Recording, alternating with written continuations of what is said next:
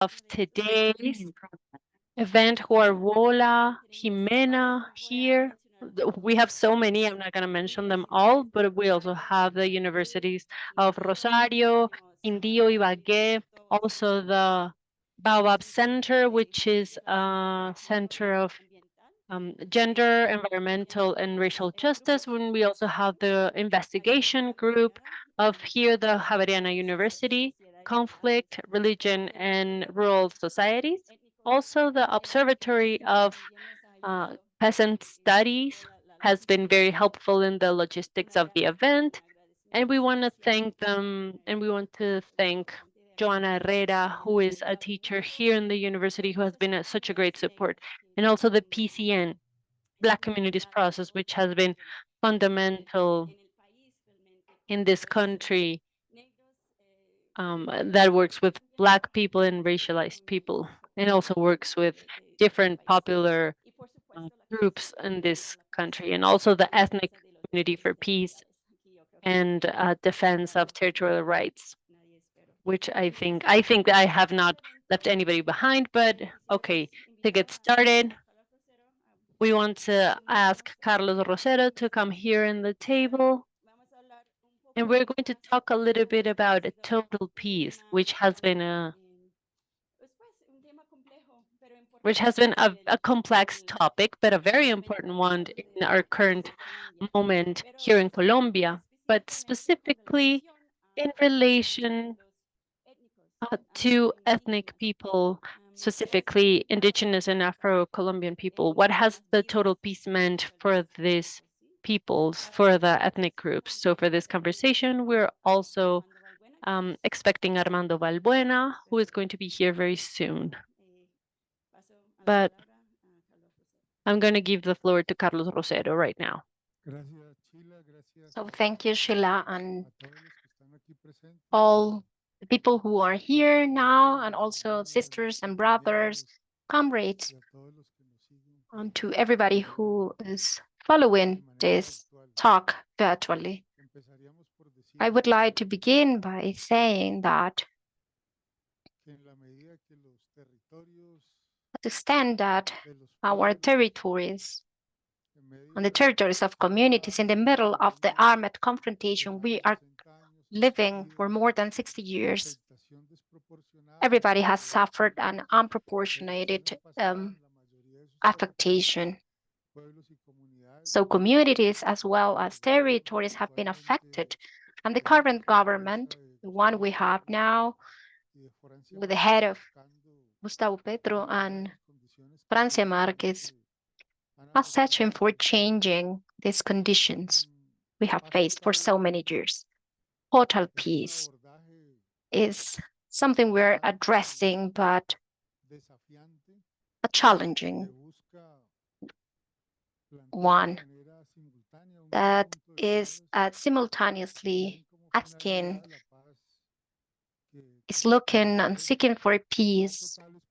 Total peace is, on the one hand, to fulfill agreements, and on the other hand, to keep negotiations with armed groups, the ones we recognize as political actors, but on the other hand, to establish a set of processes so they can join to a legal framework that may help them to overcome the status of illegal group.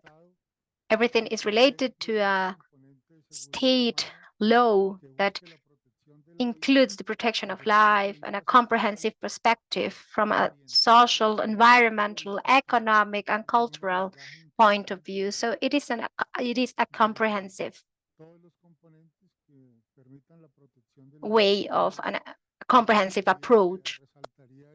So I would like to highlight the environmental aspect, because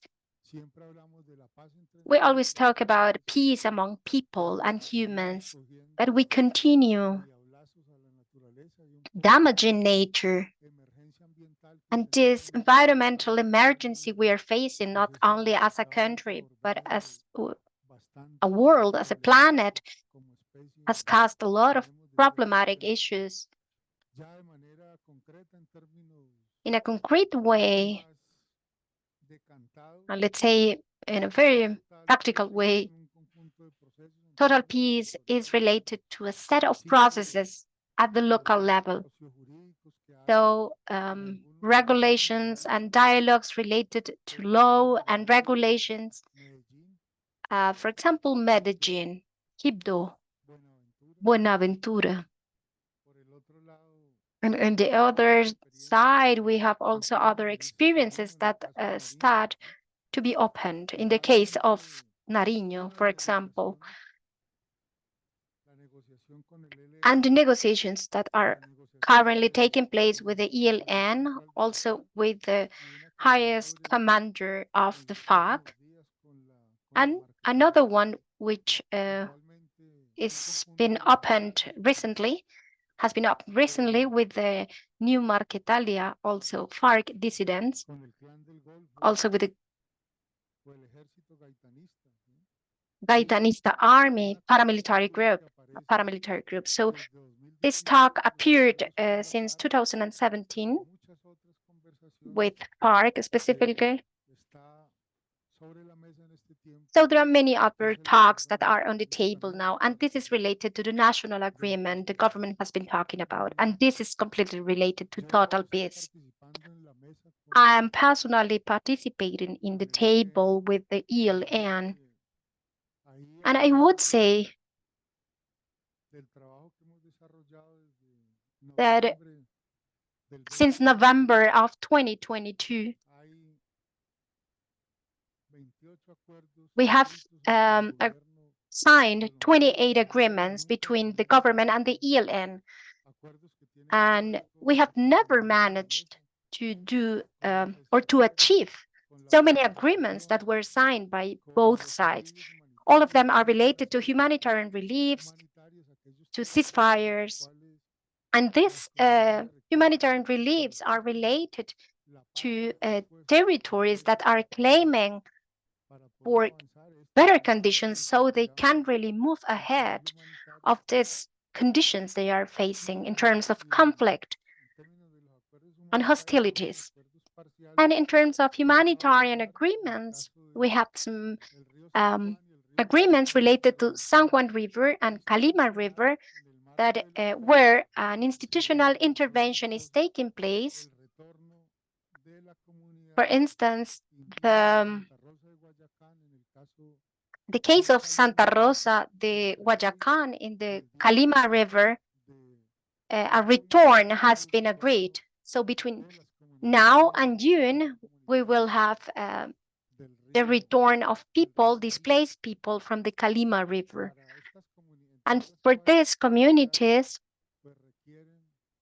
require, and it is also an invitation we made to you all, an international accompaniment, a rough one that would contribute to diminish the risks that these communities are facing. Despite all the efforts the government has done at the national level in this context of total peace, as I mentioned before, many of these territories continue being a field of battle. I will give you three different examples.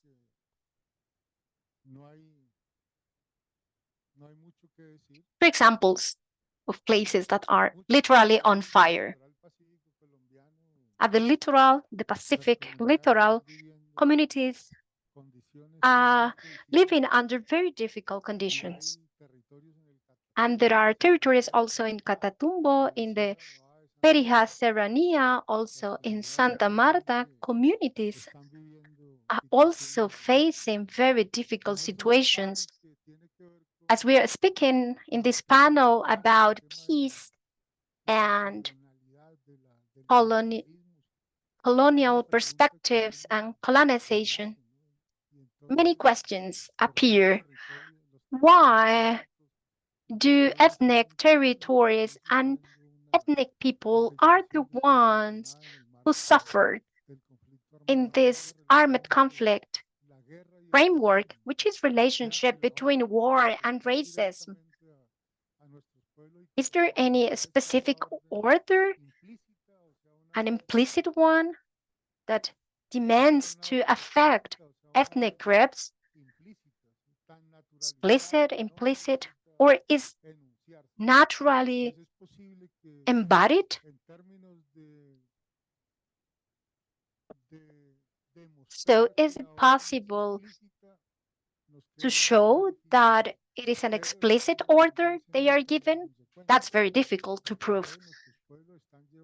But our people that have suffered during the conflict with the FARC in the worst conditions they had to face, we are continue facing it.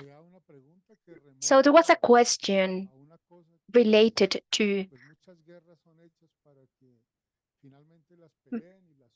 go back to a main issue, and it is that many wars have been done so people suffer. The same people suffer under this strategic. We saw it in Vietnam, but also we are continue seeing this, and that's my reflection. If I have to say it,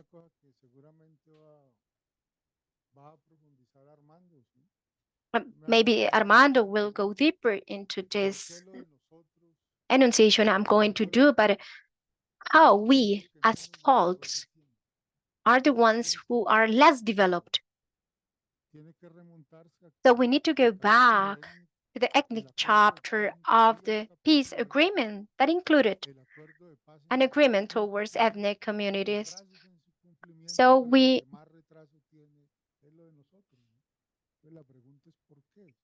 know that all the agreement hasn't been completely fulfilled, but the most delayed chapter is our chapter, the ethnic one. So we have some agreements and some things move forward. What we talk about a Nariño proposal. So everything related to Baudó region, the model of Baudó, the model of San Juan, the model of Calima and Buenaventura, this is stocked. We couldn't have moved forward. And now within this change or this perspective of change of the government, we wonder why, historically speaking, these Black communities are continue suffering. So unproportionally speaking, why? Why we don't have enough results to solve the situation people face and communities face also. Perhaps, so to close this first intervention, let's say the unfulfillment is not a current situation. Those measures are related to the affectations suffered by our communities in this framework of the internal armed conflict, but it's also related to the T05 sentence. The ruling, it's a ruling I forgot when was established.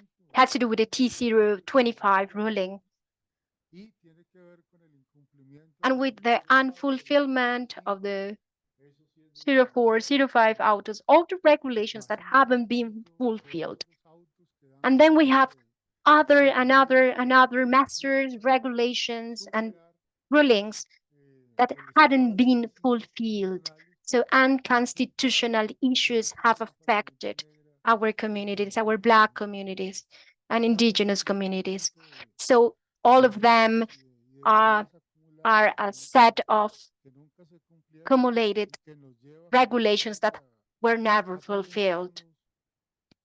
And let us to ask and to wonder in this framework of the ethnic chapter, when are we going to use the cultural objection as part of the non-repetition strategy? For many people, this story is just a repeated one. story of the Wonan communities, of Embera communities, NASA community in the northern part of Cauca, the history and the story of San Juan, Baudó. I'm not going to talk later, so I would like to add something else, something I'm really worried about. I have written something about it, and it is why there is such a prominent individual perspective over the collective perspective.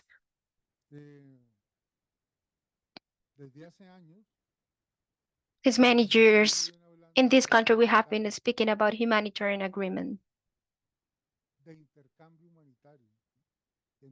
humanitarian exchanges, and then with this humanitarian agreement was just referred to kidnapping.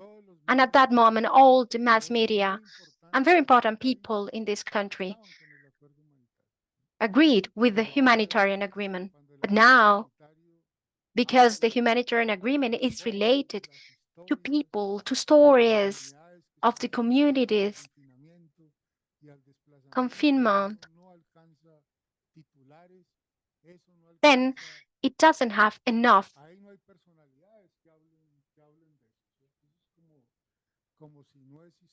It doesn't have enough resonance on the media, as if it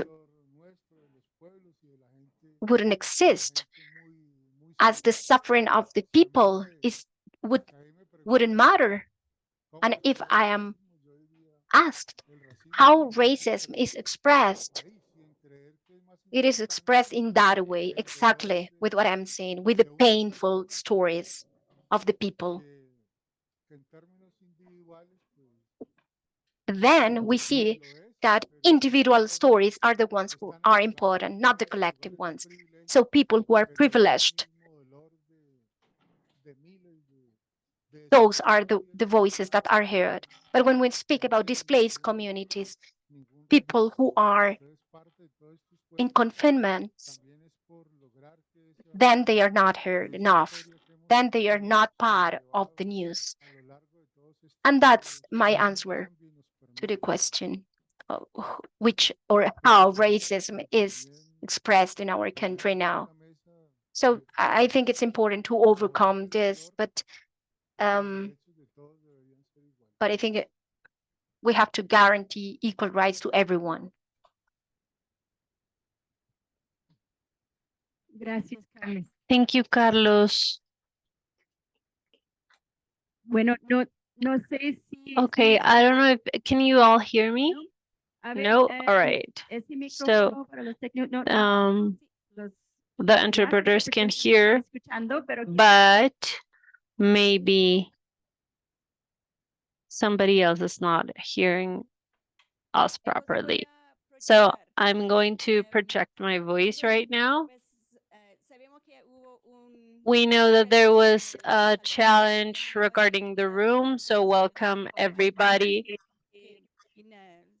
who at the end were able to locate the final room. It's a little bit filled up the room right now. We have just started, and also this is going to be recorded. The first talk, which was on the name of Carlos Rosero, which was on behalf of Carlos Rosero, who is a leader of the Afro-Colombian Black communities and Raizal and Palenquero communities in Colombia, and also Armando Valbuena,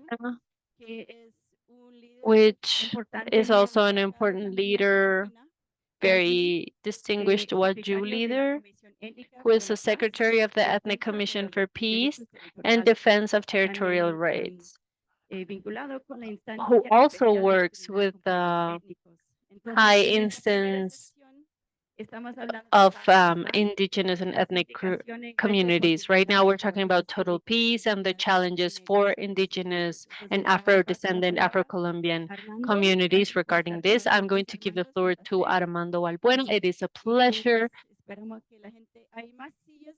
We have a little bit more, we have some chairs here in the front. I know it's a little bit harder.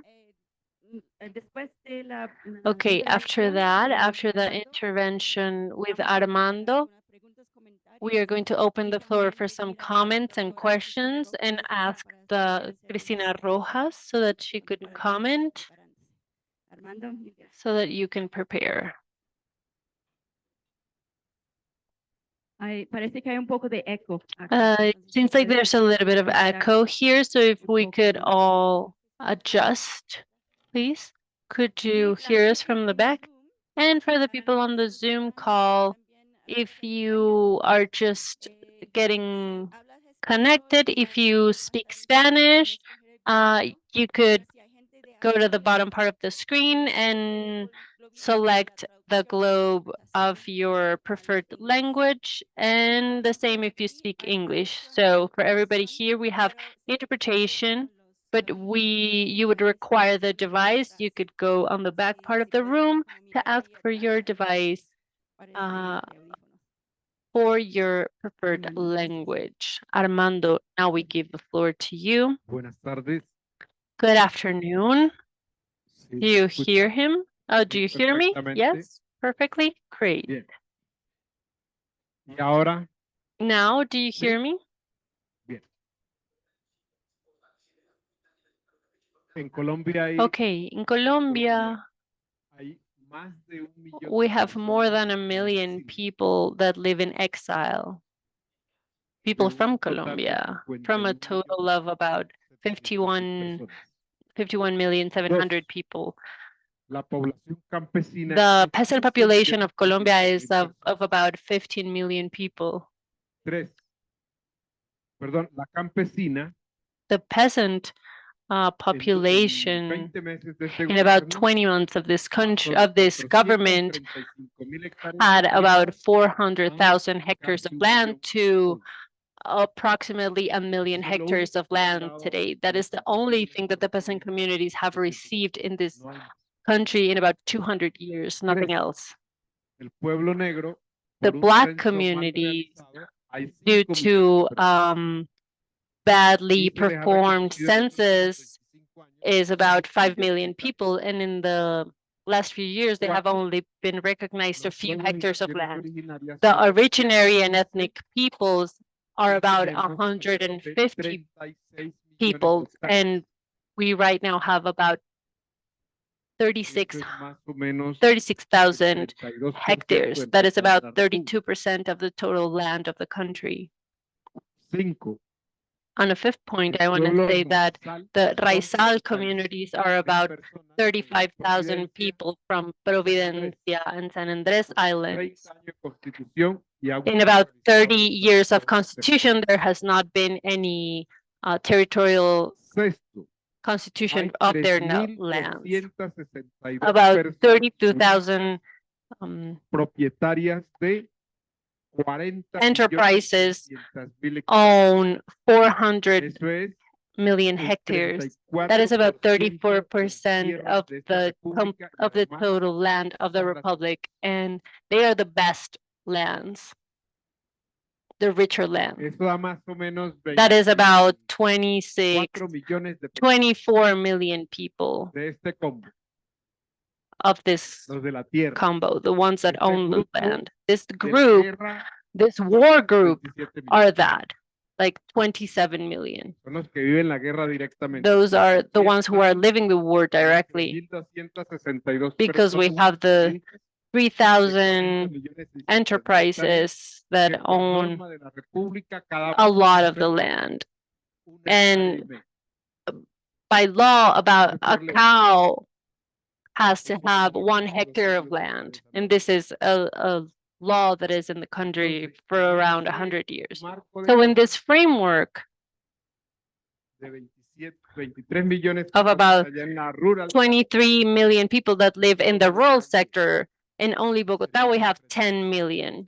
So that is about 37 million. millones de la urbe, 10 million that live in the city that still don't understand why the war happens, that don't understand why do we need mucho menos peace processes, and that they don't understand why in Colombia we have an ethnic chapter regarding the peace process. Es un poco complejo. So Pero this esa es is la a realidad. complex scenario, but it's the reality of war. But the peasant communities dream about the peasant reservation areas. The Black communities, they dream about their collective title, land title, and the Raizal people, their territorial constitution, and the original peoples, they dream about their resguardos. Y hoy estamos en la pelea de And today we're in the struggle for territoriality. Entonces, esas son las distintas These are the expresiones different expressions, differentiated expressions of territoriality. They are different dreams. aquel funcionario público de So 16 the instituciones que public pertenecen al Ministerio de la Agricultura servant that tema works in the uno de Ministry of la Agriculture that works regarding the point one of the peace process, which is rural agrarian reform. Do they understand what is the reform of the territories? I'm sure that they don't understand it, not in the past government or in this government. So how are we going to solve this issue? Ahora bien, hay que también mirar y analizar We also need to analyze and understand who are the Colombians. el First of colombiano es all, amante Colombians are lovers of the Spanish language. Nobody takes them out of that, salvo en los últimos tiempos, except in the last few duré como years where we don't talk about ¿cómo le dicen folleto ahora? El folleto. words like brochures in Spanish or folleto, but now they say brochure, which is an English word. The new generations are using this English word. They don't talk about folleto, but brochure. So these are new Entonces, entanglements. el colombiano es Second of all, patriarcal Colombians are patriarchal by essence because they are very religious. And those who are Catholic or Christian, y antes since they were born, eso no se cambia. they are meant to be patriarchal. This is something that is not to be changed, Y tres, that cannot be changed from one day somos to the next, amantes de las leyes. both men and women. And third of all, we are lovers of the law by Leyes se hacen a para no pure Catholic perspective. Laws are made so they will be broken. So this is y de ahí para adelante. a culture that we have had Esto no- since y 1508. en Colombia This is hay something that has not changed. So in Colombia, we have about 6,138,000 current laws. Ese es el contexto de lo que This es is the context of what a Colombian is: religious, Spanish speaking, and lover of the law. Entonces, la estructura de la educación en So the Colombia structure of education in Colombia es esa. is that Desde Francisco de Paula Santander ever since hasta hoy, no Francisco de Paula Santander up until today, this has not changed, except from some resolutions that some ministries have cada gobierno hace lo mismo, pero created, and each government sí, might have changed this or that, but the patriarchal essence of the education is still very current and very en alive. los últimos años de los In the last few gobiernos years of gobiernos the governments of the había un muchacho Spaniard que pusieron de tesorero Virreinato, there was somebody who was a treasurer, and he grabbed his money and the money of his friends and the money of the national treasurer. He invested in a quina tree, and when the quina tree arrived to Europe, they lost the money, and the Virreinato was broke. He broke his economy, the economy of his friends, and of the Virreinato. And a few years later, everybody remembered him, but they didn't want to mention him. He was imprisoned in Cartagena because he stole the money. But in the books of history, his name is recognized as Antonio Nariño. Y así cada hombre de la historia And this is the reality of all of the men of that are mentioned in the books of private education. de muchas mentiras. Those are pages Al and punto pages que of se ha lies, elaborado y up until the creado point where we have una created and elaborated an ethics, a moral, and an aesthetic of corruption. En esa esencia se llega a And la so, conclusión in de que essence, pasa en Cuba. this is the background of the peace agreement signed in Son tres Cuba. actores, no son dos. The peace agreement has had 3 actors, not just 2. Étnica First of all, the commission, the Ethnic Commission for Peace, y la defensa de los derechos and for the defense of the territorial rights, por that was organizaciones negras e indígenas.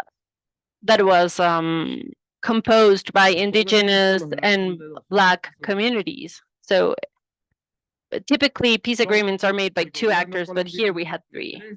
The second actor was the national government of Colombia, and the third one was the FARC guerrilla. And the next thing that I want to mention, which has a long trajectory that is not very comprehensible for Colombians, is that this was an agreement that went from the administrative power to the legislative power to the judicial power, and that also went to a plebiscite that was won by those who loved the war. And now it went back to the legislative power, and it was created as a law. And these documents went to New York, to Berna, to The Hague.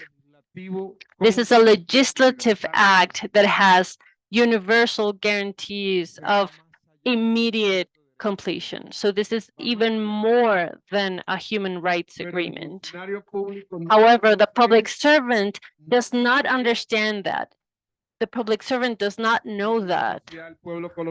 And in the society, in Colombian society, people don't know that because mass media are not going to socialize this truth. They're not going to talk about this truth. So this is an agreement that is a legislative act that has universal guarantees. And because of that, originary peoples, Black people, raizales, Rom communities, and Palenquero communities have their rights to be recognized. Last week, we delivered the 3rd report of what the Colombian state has done as a policy of state. And what we found is that the first government regarding this was Santos government, second one Duque government, and Petro government. All of them 3 have had non-compliance of the agreement in about more than 10%. Nothing has changed regarding this fulfillment. Petro, who is not a left-wing governor, who is more of a liberal government, he doesn't have the tools, his government does not have the tools to fulfill the agreement, the peace agreement. A clear example of this is that we have 16 judicial rulings regarding the hunger of the YU children, but there is not a possible path for the institutions, the public institutions, to solve this because they don't have the tools to do it. The government created some decrees to attend to this situation, and the Constitutional Court annulled all of them. And this aesthetic of corruption prevailed. And in the Guajira, due to the death of these children, we have found that this is a business of about $1 billion pesos. This is a corruption moral that Colombians have and that public servants also share, and that we all share because all of us have been educated in this patriarchal system. So in this sea of things, in this ocean of things, which can be important advancements because they still allow us to keep hope, we still have a long way to go to change our education system.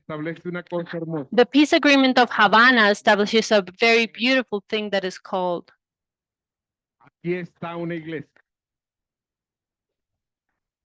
which says we have a church over here. If an engineer with a patriarchal education comes and says, well, we're going to have a road that is going to pass over here. She starts cutting the trees. The engineers are, they love to tear down the trees. And she says, we're going to cut this tree, this park. We're going to buy the house of a grandmother and tear it down, and a school.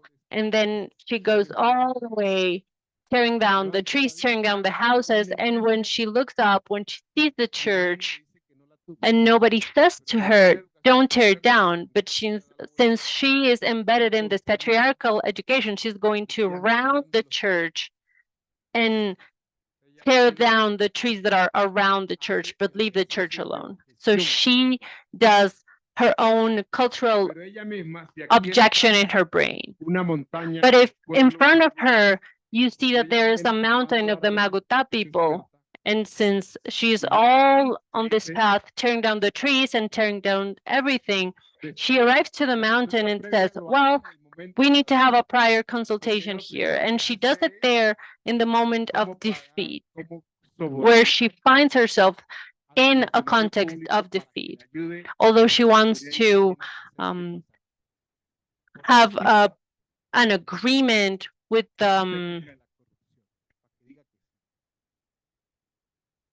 she wants to bribe the public servant so that the community, the indigenous community, is going to agree to have that path crossing their territory. And all of this happens with the Afro-Colombian people and the Rom communities, Raizales, and Palenqueros. So in this context, we also find that after the signing of the peace agreement, about 12 months later, a senator or a congressperson annihilated around 130,000 hectares of land that were part of the Nukak peoples. And after the peace agreement, unfortunately, more and more and more forests have been destroyed for more cows, but also due to the Ukraine war and also due to the different economical changes in the world, we are seeing the increase of the legal and illegal economic sectors. So Colombia is in a transition from drug trafficking to different economies, which are the economy of mining.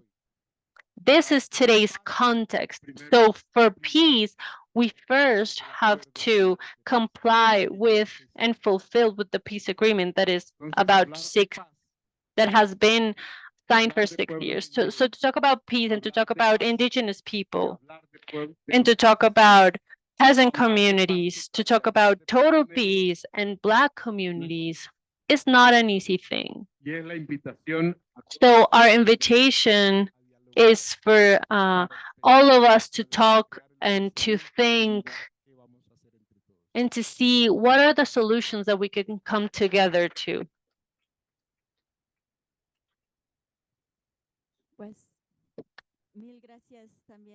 So many thanks to Armando. I would like to invite to Cristina Rojas to come here to join to the main table.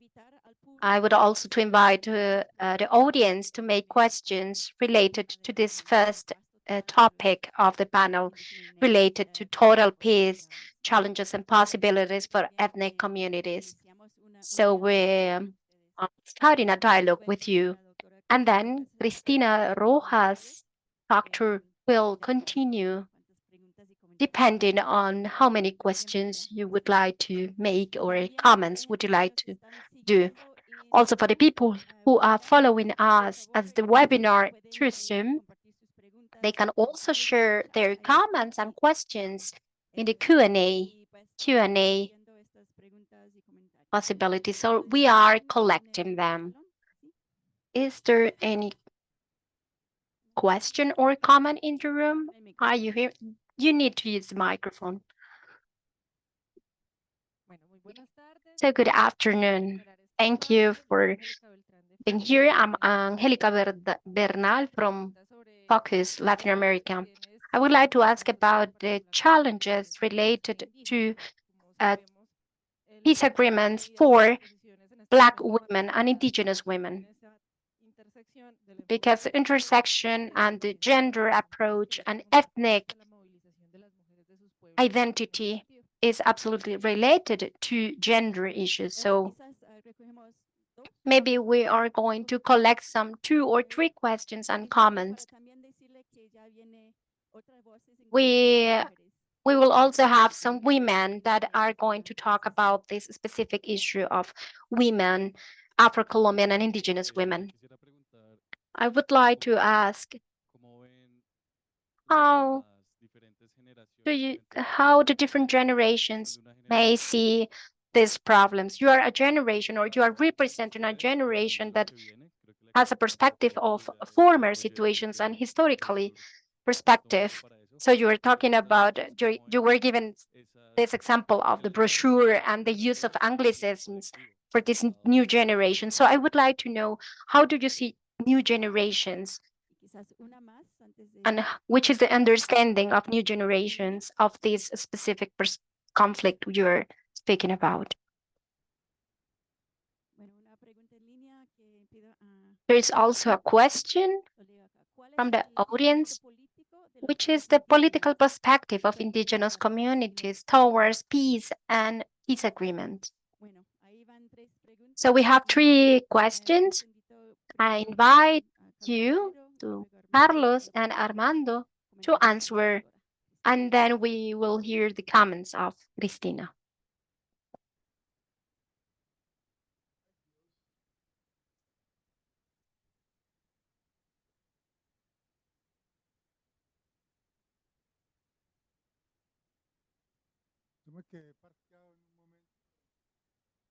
I got stuck during the pandemic, and I knew that the people's situation, ethnic people situation, is going to be very difficult, because the pandemic had worsened the economic and social conditions of communities.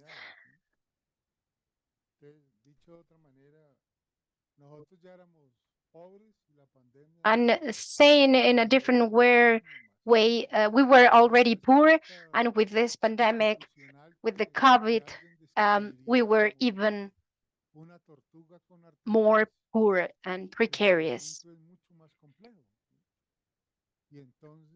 So things became more difficult. And at the end, the result is what I was mentioning before, and was Armando also mentioned previously.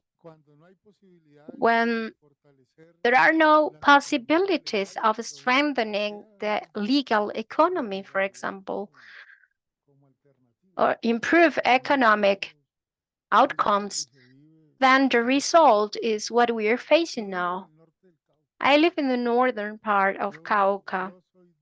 I am from the Pacific coast, and I move along the Pacific and Cauca department. I don't know these generational gaps or differences, but we in Buenaventura used to leave the port when the port used to pay good salaries to people, but then the port was privatized. And so people moved to the northern of the country to drug trafficking activities. That's the alternative, these new generations. Going to Italy with prostitution networks, for example. So young people didn't want to go to school. They wanted to be well paid. And many people made great efforts so young people could go to the university, but we tried to give them example and to have some engineers, doctors, but nowadays Young people do not want to be doctors or engineers or go to the university. So they want just crime activities, because if they achieve certain things through crime, so they will just feel succeed. So they feel they will succeed in life. They're not thinking about employment or a productive life because there are not opportunities for so.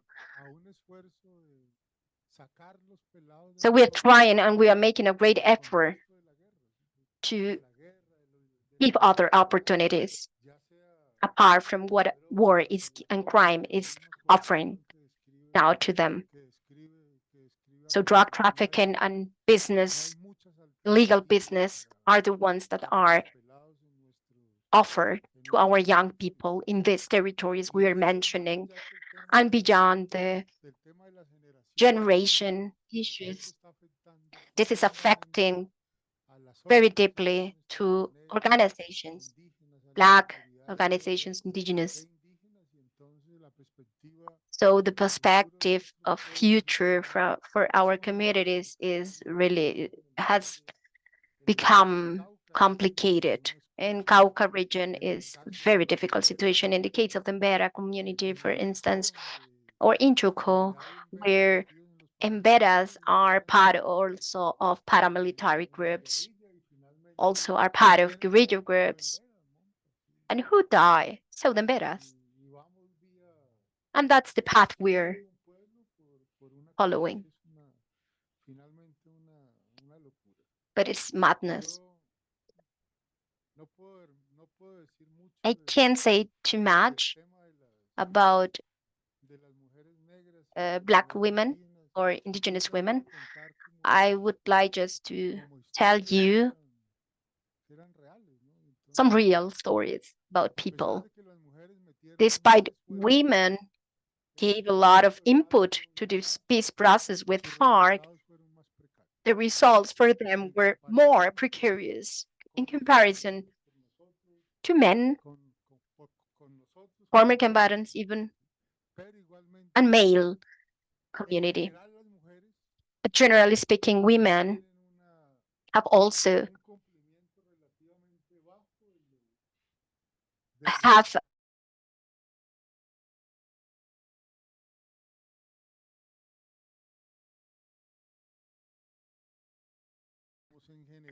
so generally speaking, war and is something we have learned along these years have affected really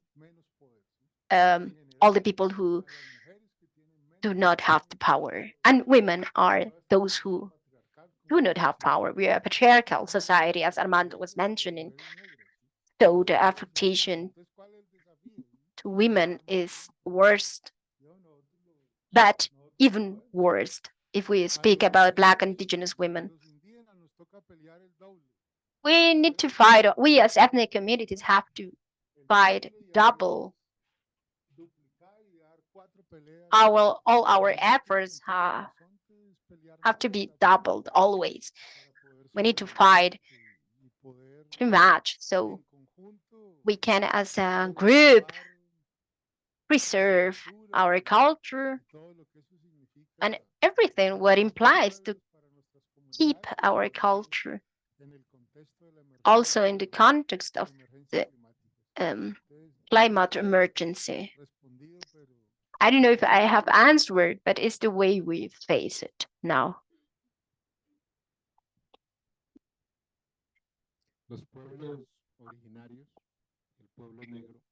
Black communities and indigenous communities have we have some affinities.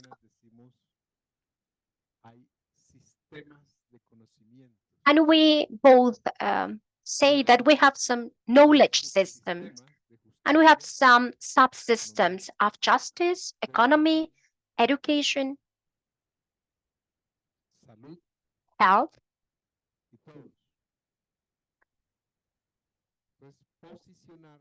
So positioning the concept of systems of knowledge. We have been trying doing this 50 years, but republic institutions do not accept our systems because it's to acknowledge our original languages.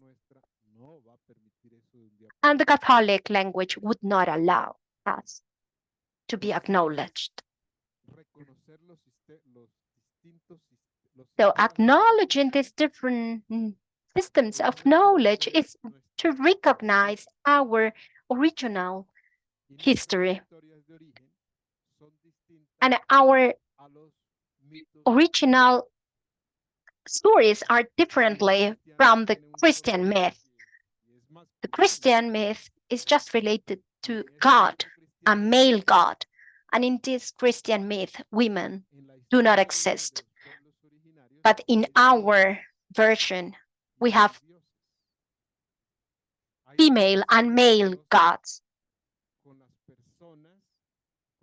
So we have goddesses and gods. We have a relationship with trees, with rain.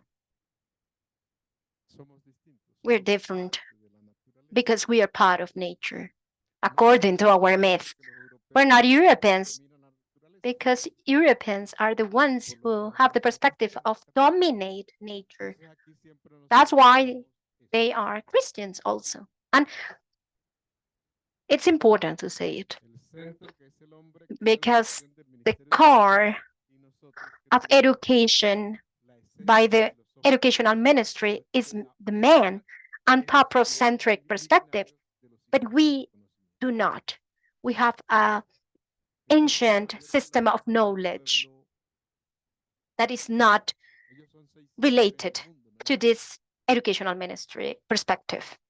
We have the Jawa, for example, authority, and he says the problem we may find is how to elect an authority through democracy, but democracy has brought a lot of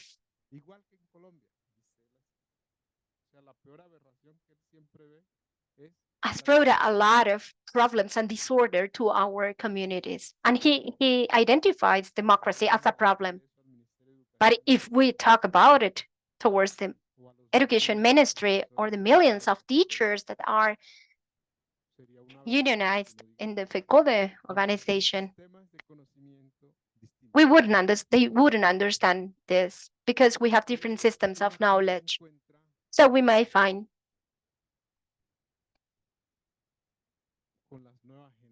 new generations.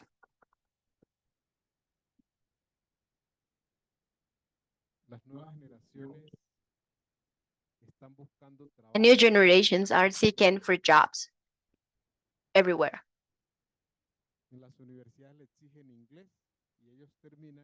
If you're at a university, you need English language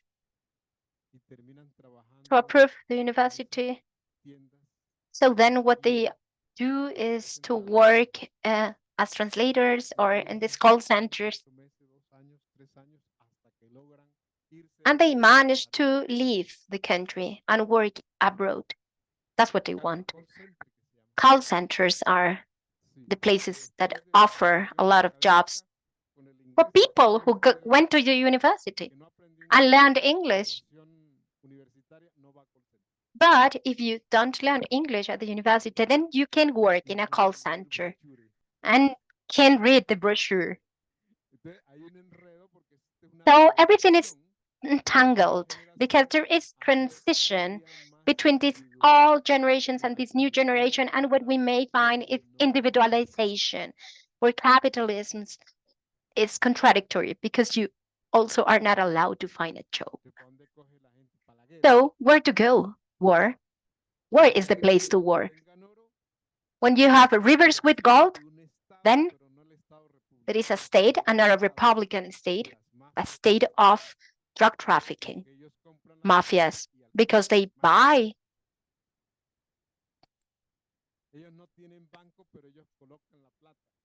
Because you don't find a bank in those territories, but they put the money, the state. So they don't have employees, but they buy people, they buy the gold. The whole illegal structure of the state is working everywhere where you may find gold in Colombia. In 22 municipalities of Tolima, for example, is the way the state works. It's a parallel state financed by the official state. So the gold industry is given employment in 22 different municipalities. But at the public universities, you may not have space for people. And in private universities, you cannot pay for a private university. Where do young people go? So common sense of reality and of the state of things.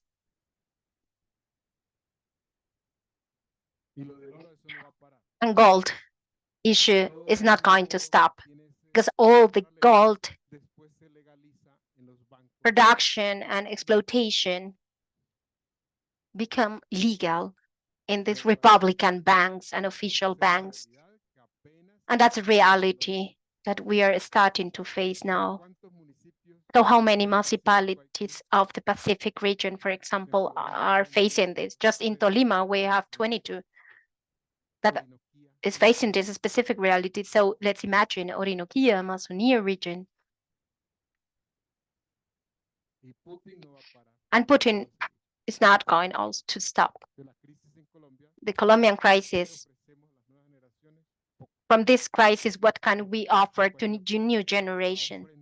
Because there is not a policy that offer anything to young generation. So ethnic chapter within the peace process says the following: gender, semicolon, women, comma, family, and generation. Four axes and four different ways of saying something which is very deep and goes beyond the words itself. So gender, women, family, and generation. Why did we write it in that way? Because we are speaking about a generation of women who are fighting for the rights of gender rights and different kind of rights. But in our communities, the family structure is different. Our family structures are related to our myth, which is different to the Catholic one. And it's different to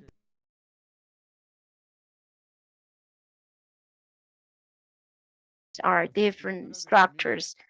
Family structures are not the same if you are from the desert or if you are from the llanura, the plain places.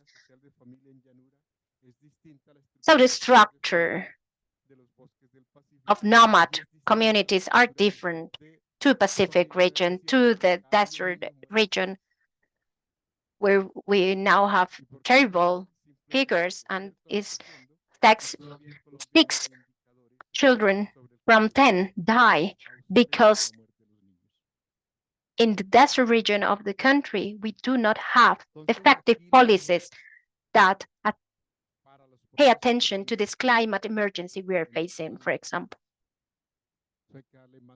So we need to strengthen this chapter, and women have to go deeper into this because it's not possible that we're more than 15 million people into different centuries. We haven't the opportunity to have access and to enjoy our families. 8 million of peasant families haven't the right to enjoy their families. Also Black and Indigenous community. And that's why we love this.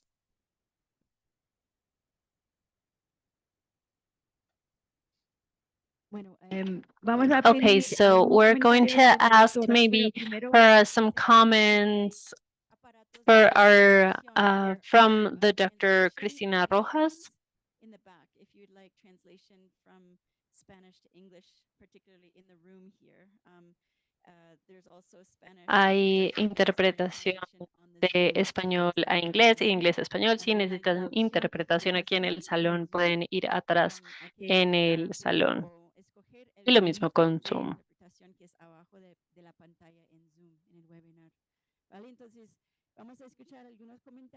Okay, we're going to listen to some comments from Cristina Rojas. After the comments, we're going to take a little break and then we're going to come back for a second part of the session that involves several women, indigenous women, and Black women from Colombia. We're also expecting a video that we have not received yet, but we are on the look for that. I want to give the floor to Doctora Cristina Rojas, which is a professor of Carleton University in Canada. Thank you so much, Sheila. And thank you for inviting me, for giving me this honor to share with Carlos and Armando in the same panel. I just want to give a brief context. These two philosophers of indigenous and Black communities here in Colombia. I'm a philosopher of the Javeriana University. I was educated on the Aristotelic and Thomistic Scholastic, so that is my education. I want to say that I find this dialogue very interesting because Carlos was giving us very interesting and important questions, and at the bottom of it, I just want to mention three of them. The first one that he was saying is, why is war always against Black communities and indigenous people? And the second question that he was giving us is, when is it that we are going to be able to use our right or the right for these peoples and the law for these peoples? And the third one is, why is this prevalence of the individual versus the collective? These are very interesting questions, but I also think that part of the answer was being given by Carlos with what he was saying at the beginning, which is the fact that the indigenous peoples are the peoples who are always seeking for peace, and on the one hand, and also Black communities, but on the other hand, because they are struggling for the protection of life and also for the peace that indigenous people want is a peace with nature. So this presents us with some challenges, and some of those challenges give the answer to the questions that Carlos was mentioning. We're talking about the rights of nature in a capitalist world. We're also talking about rights for women in a patriarchal world, and we're also talking about a law that has been developed for some peoples and for some specific classes that prevail the exclusion of indigenous people and Afro-Colombian communities and Black communities. And this idea, as Armando was mentioning in a very philosophical way, when he was mentioning the fact of what is the type of country are we struggling for, and what is the type of country that indigenous people and Black communities are struggling for, a country that has colonial laws prevailing.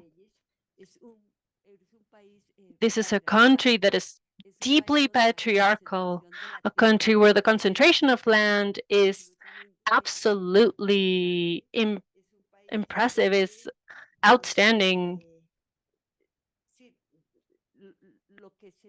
A country where what indigenous people have struggled for and Black communities have struggled for is something is so great, it's so grand if we see it in the context of what they have achieved, but it's so small if we look at it in the context of the concentration of land, of the lack of nutrition of indigenous people, which is something that I think that should have a very easy solution. How come that these children, these indigenous children, are dying of hunger, are starving to death, and there's nothing that we can do? But at the bottom of it, what I think is that what we're talking about, or the core of what we're talking about, and this is going to be my last idea, is that what we're looking at this moment here in Colombia, which the peace agreement brought to light, is that the struggle is a struggle between world visions, between a world that has been predominantly Western, a world that is oppressive, that brings the idea of a violence of more than 500 years against these people, these communities. And that is why I think it's very interesting what Armando was mentioning, the fact that this is a way of struggle. You were saying this is this idea that the peace agreement is between three actors: the state, armed actors, and also indigenous communities, indigenous people. Because although yes, they are in the Constitution recognized, and in the start of the 20th century, there are also proof of their struggle in the law, but the visibility that has been asked for in the peace agreement is very obvious, is very clear to me, because we're struggling for nature, they're struggling for so many things in a world that is completely contrary to their struggle. So we can see this these immense challenges. I think they're immense, and unfortunately, this is going to take it's going to take a long time to even understand what is it that we're talking about when we talk about territory. When we talk about territory, we're talking about deep, very deep differences between the territoriality understood by indigenous communities and the territoriality that the rest of the society understands. So that's why I think it's very important to be here and to talk about these topics and to reflect together and to understand the very specific moment that we are living in Colombia right now. That is going to be the end of my intervention. So could you give them a warm applause? Panel. A wonderful panel. We also have Elizabeth Garcia, the ambassador, online. What we have mentioned was to take a small break and come back to, in a second moment, talk to them. I would also like to mention that Dr. Cristina Rojas has published a text regarding the input of indigenous communities and Afro-Colombian communities in the construction, in the peace building. Maybe she can give us the name, and also there's also another book that is called Desdibujando el Paisaje, which are the inputs of indigenous and Black communities in the peace building in Colombia. We can also share this information for everybody here that might be interested. We have a small snack and coffee right side of the room. I would ask the people in the Zoom call to also maybe take your coffee or a juice or something, and we will be back in a little bit less than 10 minutes, please. Thank you.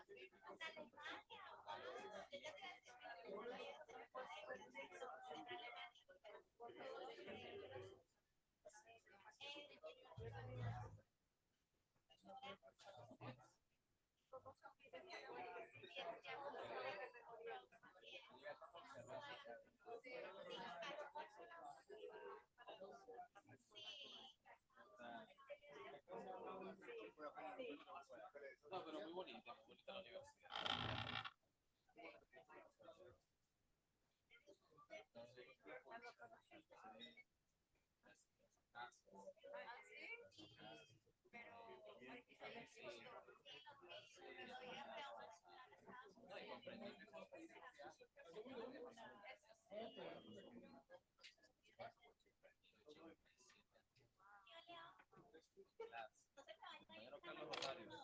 ¿Qué más, hermano?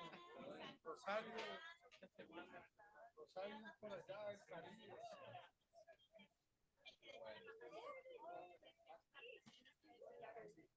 ¿Cómo está Álvaro? Álvaro Rosso. Está bien. Está trabajando acá en el tema de tierra.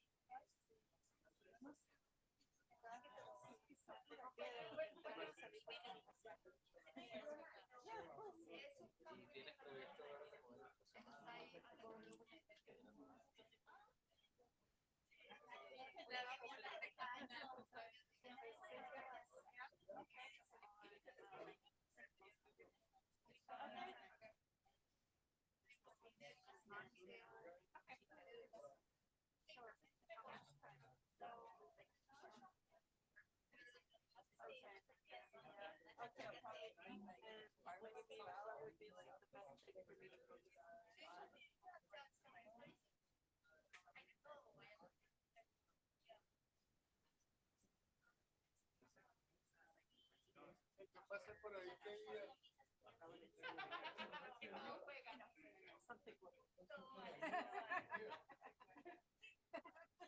There's something local. I know.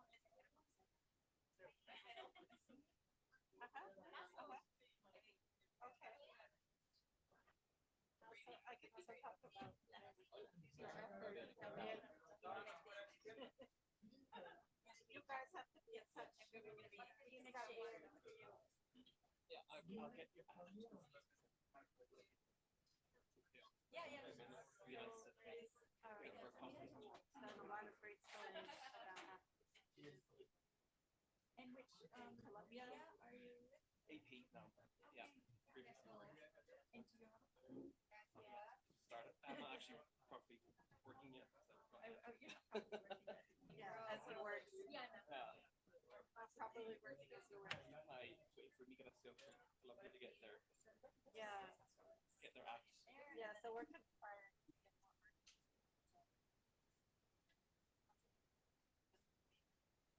All we get in the US is migration.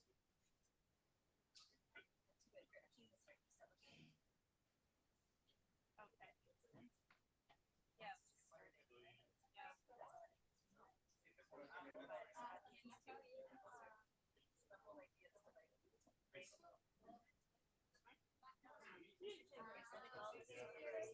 Oh, okay.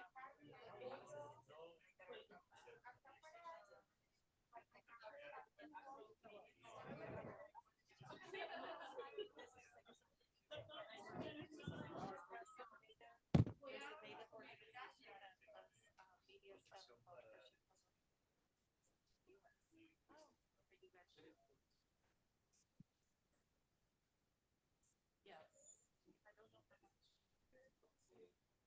I just know that Christian Colombia is really focused on the yeah. Still using my Brazilian number. But put both numbers in because I'm probably gonna start to still with this. Oh, perfect. Yeah, mine's also. So I got a Colombian on this, but it's interesting. Oh, good. Yeah. Yeah. I'm hoping I can keep it. I'll send you a WhatsApp.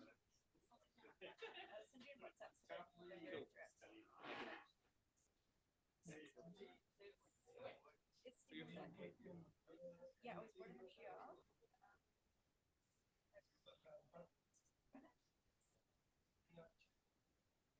Trying to get it back after living in Brazil for 2.5 years. That's for 2 weeks and now it's all totally good.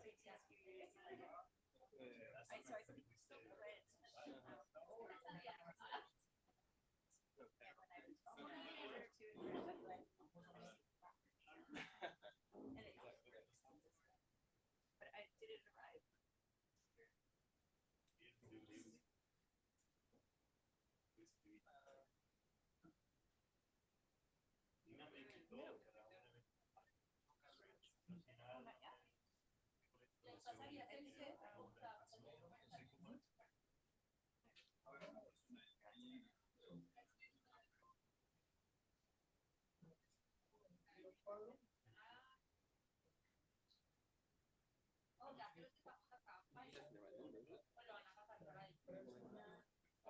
No. 9-1. Oh, I've done the two.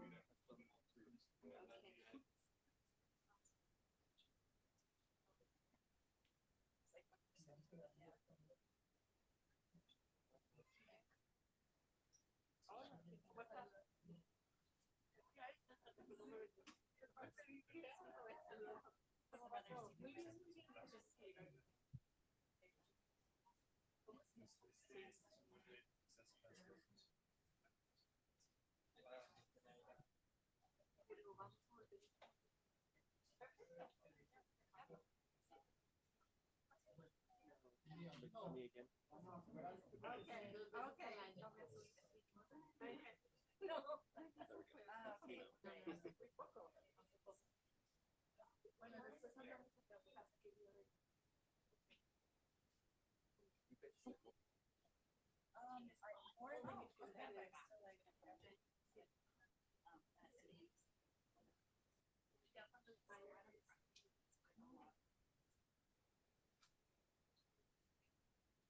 Los chicos van a ir.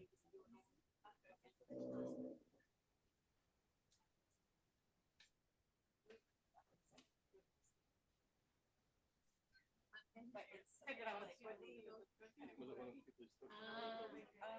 no, but both family people are like the sector here, but it's not. It's about the concept. But it's so fancy.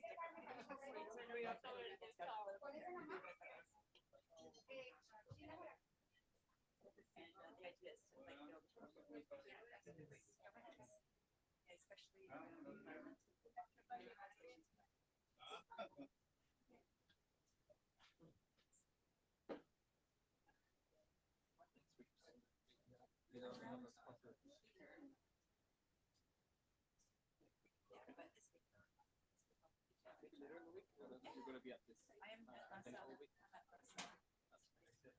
You know, I don't.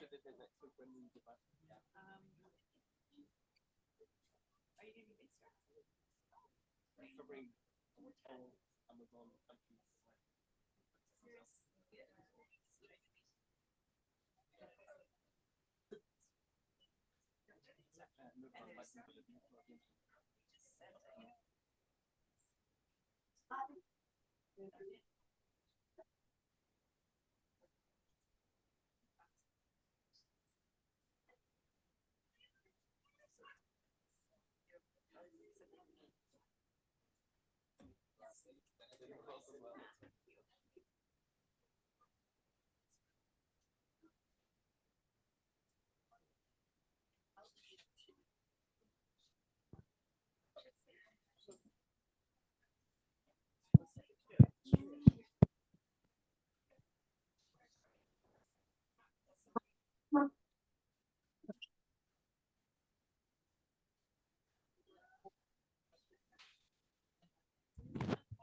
And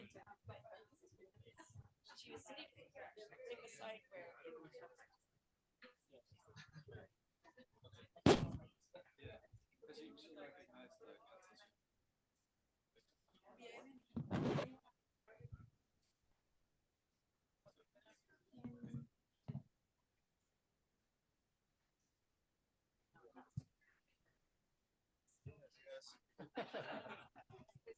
so Esto es una fundación, pero hay unos en la mesa que yo no sé quién sea.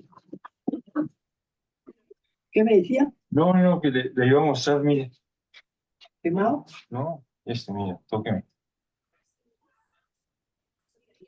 Una cosa ahí que no sé, antes lo tenía como rojo. Pero me toca mañana madrugarme. Es que me salió, mira, una charla que hay en la Universidad Javeriana y ahí hay una persona que de pronto, que fue la que me ofreció una opción de trabajo. Entonces voy a ir a hablar con él a ver. ¿Ahorita? Sí, sí, él está ahí. Hace rato que no lo veo yo. Sí, toca. Y entonces, pues la idea, si no se puede con él, pues a ver si él me puede ayudar a buscar otra opción. Entonces,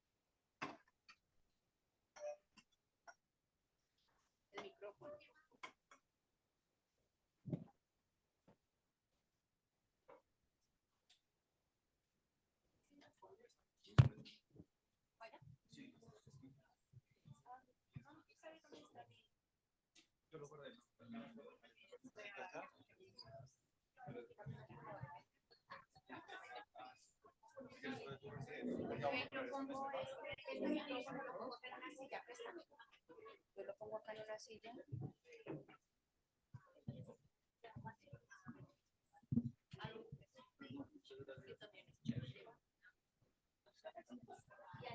voy a pedir disculpas por aquí.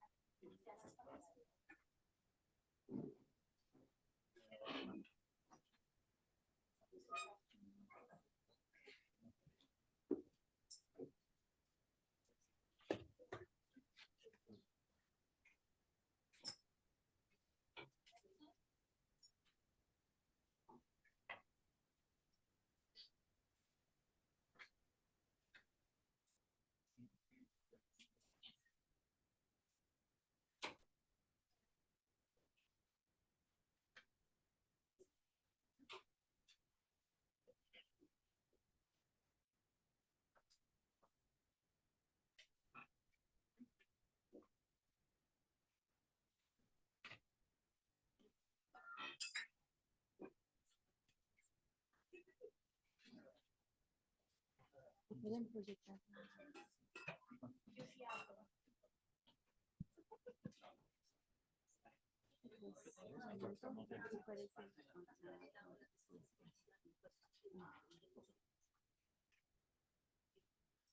Bueno, gracias.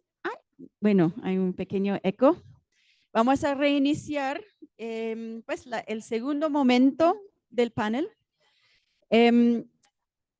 Y para acordarles la gente que están siguiendo en Zoom y también redes, tenemos 3 redes que también tienen la transmisión de esa actividad. Entonces, bienvenidos, bienvenidas, bienvenides a todos y todas y todas que están siguiendo en estas redes y que están en Zoom webinar. El segundo momento de este panel está un poco más enfocado en como construyendo sobre el marco que nos dio esta mañana a Carlos, Armando, también los comentarios de la doctora Cristina. Y vamos a hablar un poco de los retos o las implicaciones de los logros y los retos, pero a nivel global también.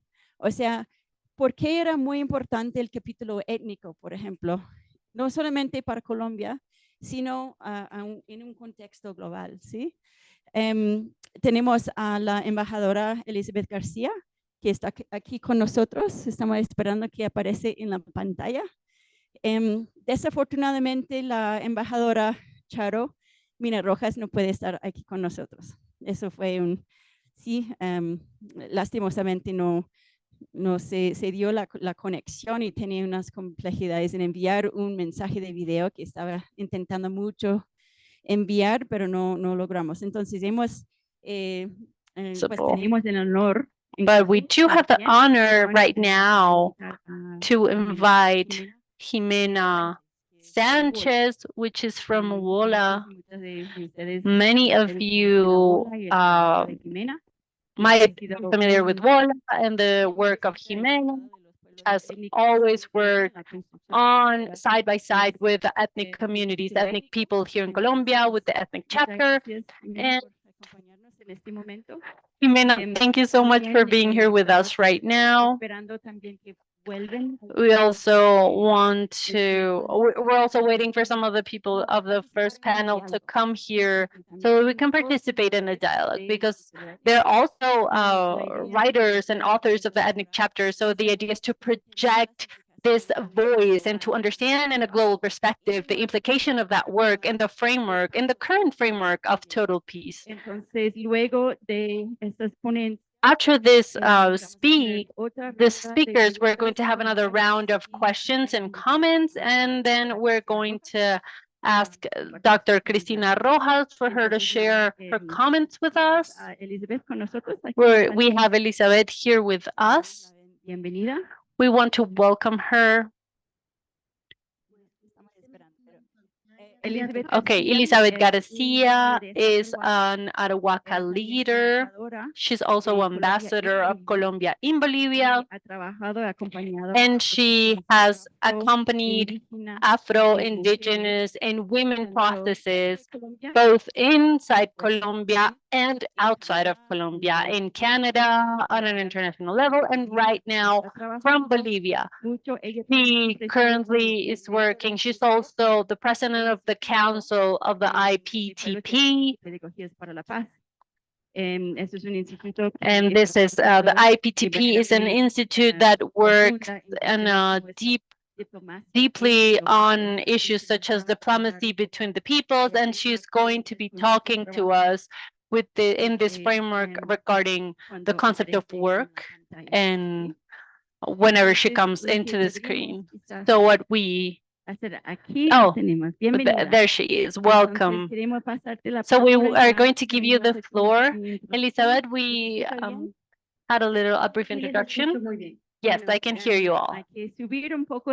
Okay, we might need to turn the volume up in the room, please.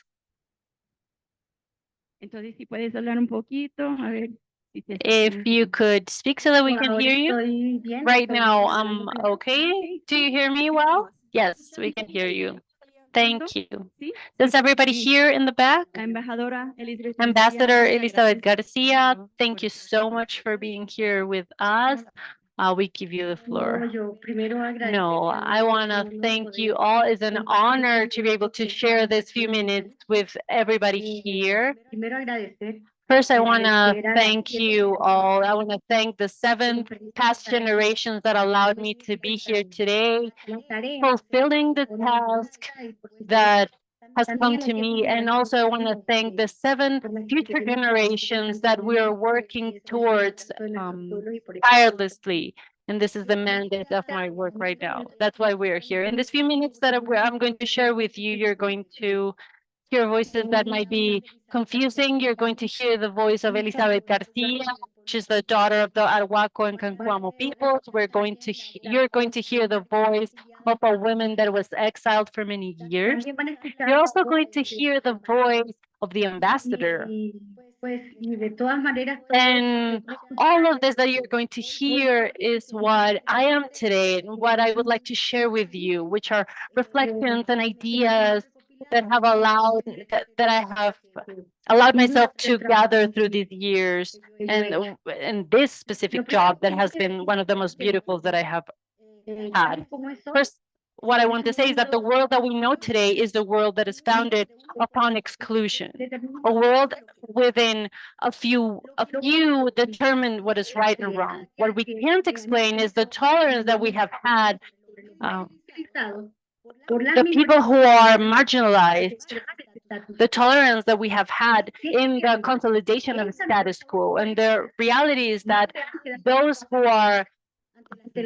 have been disfavored have not been passive towards the injustice of the world. They have mobilized, they have claimed for justice, truth, equity, solidarity, and many other things.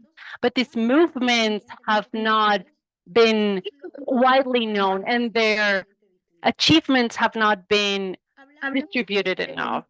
When we talk about this movement, these are movements that are consolidated by civil society in states where the governments are using tools to seek for their own interests. So the proposals of the governments and the people are not always online on the same line. But what do we have here in Colombia today? Today, the president of Colombia, Gustavo Petro, he's in the team with our Vice President Francia Marquez. They have decided to raise the flag of the causes that, although are fair and just, have been understood as lost causes. And our president and vice president accept that their proposals are fair and are good as long as they are hand in hand with the civil society. And the bet for the total peace, which is what this is called, is inclusive and brings the discussions that nobody wants to talk about, but are necessary for the vision, the world that we have envisioned. And the fundamental idea for this is that we need a democratic revolution that bets for a new model of state and society, a new way of being to generate collective agreement. A president can be recognized as the authorized voice by the citizens to determine the international policy of the government. And the Ministry of External Relations is the tool of the foreign affairs, is the one that attends to this international policy. And what it must do is to adapt to the new challenges that what the government is looking for. A diplomacy that challenges the traditional diplomacy practices. The new bet for diplomacy in Colombia implies a deep alliance with social movements and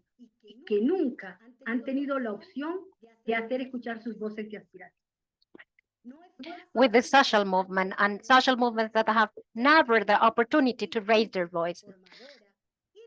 So people who are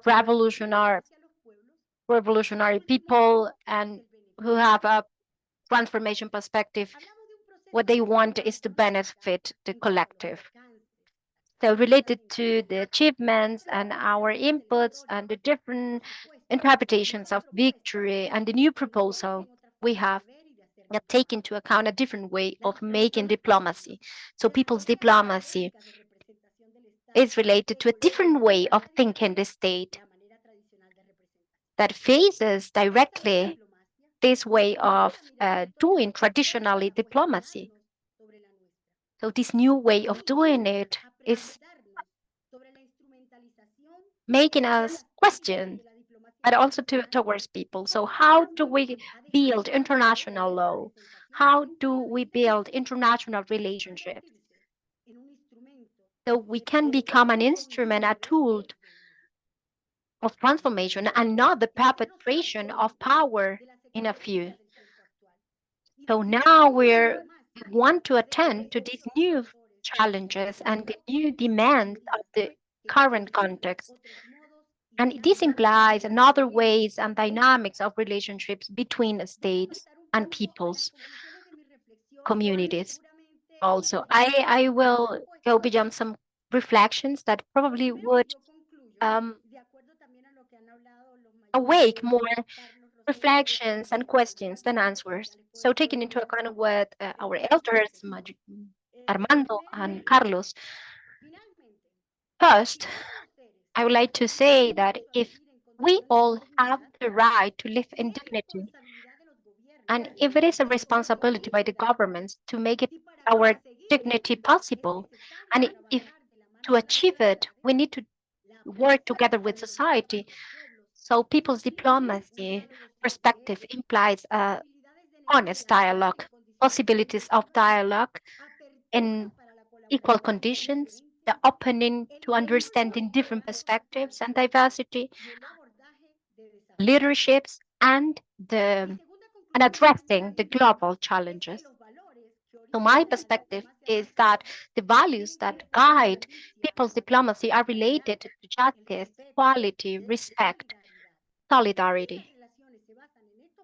And if relationships are based on these principles, then it is possible to think about peace and prevent war.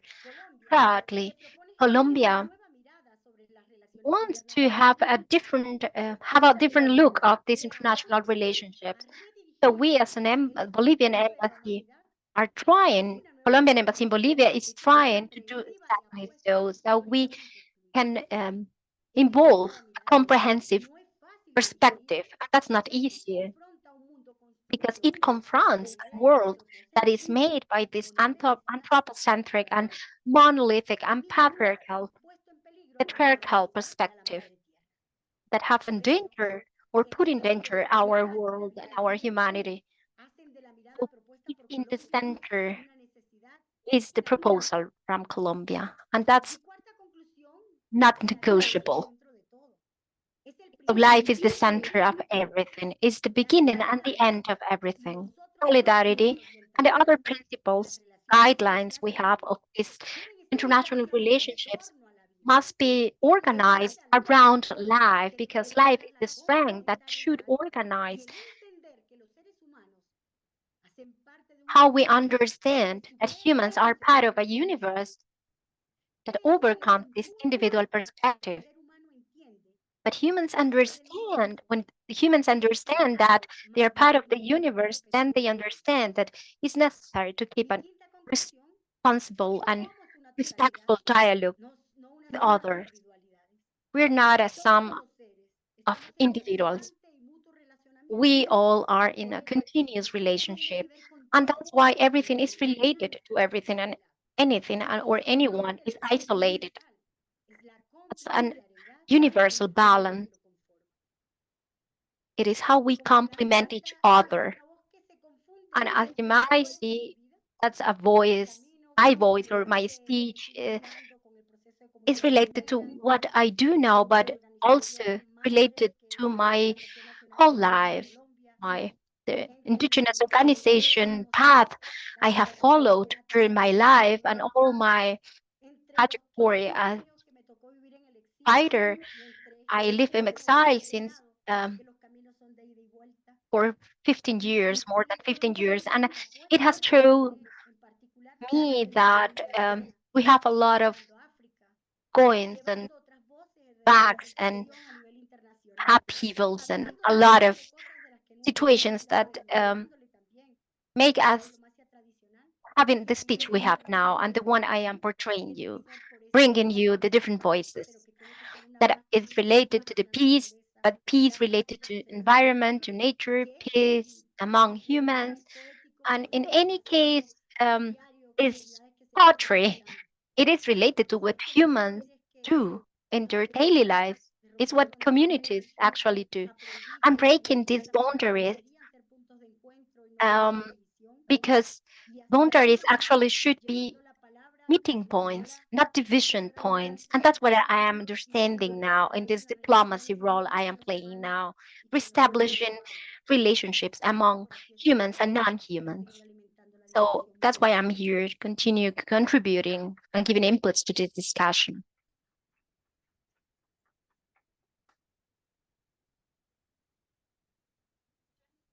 Yeah.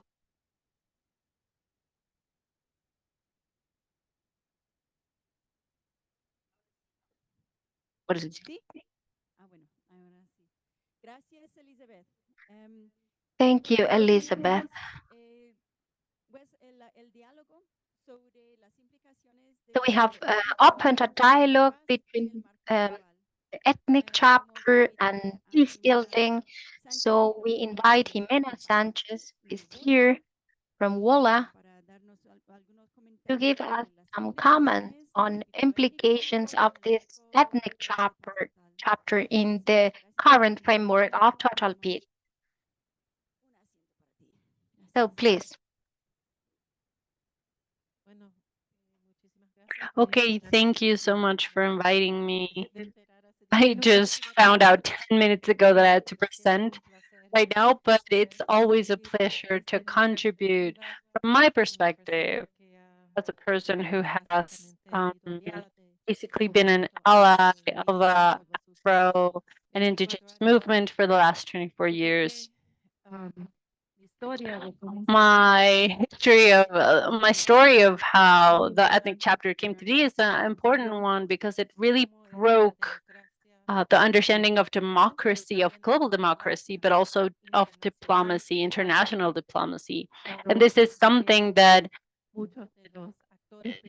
given the fact that many of the main actors have been running around and have been in very important positions, is something that was not written but needs to be written down right now.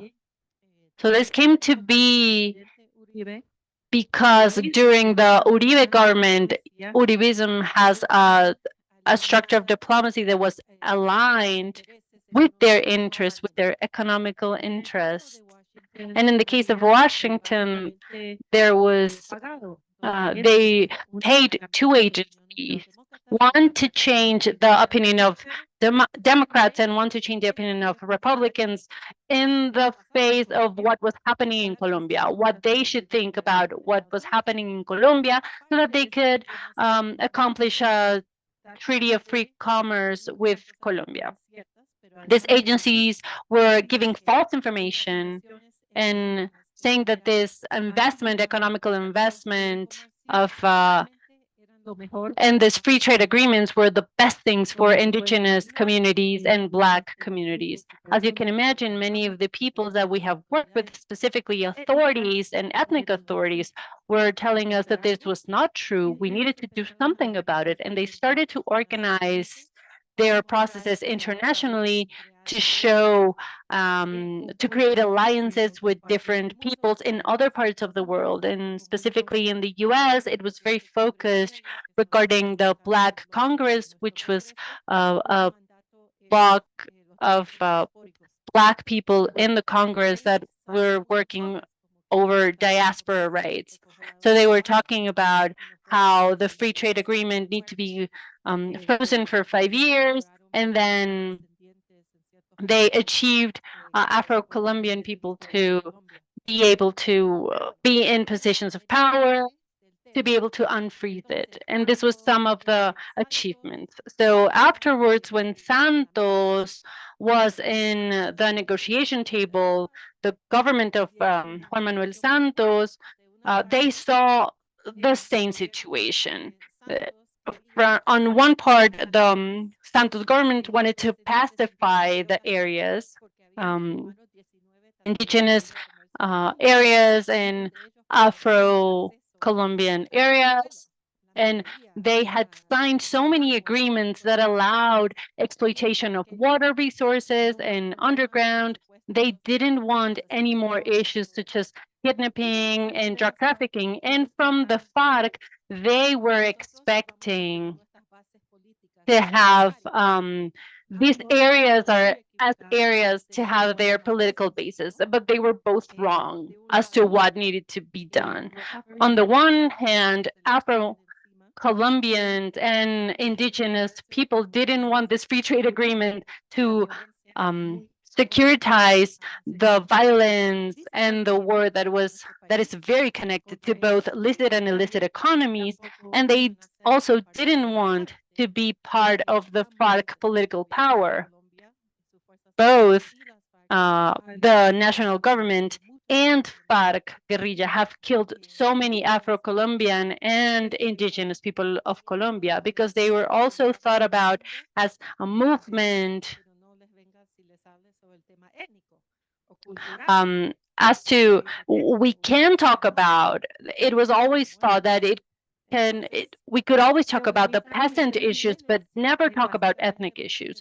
So these movements organized themselves in the three levels.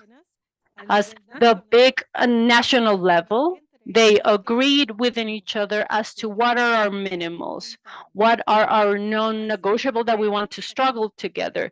They did mobilizations, they did lobbying, and unfortunately they were not listened.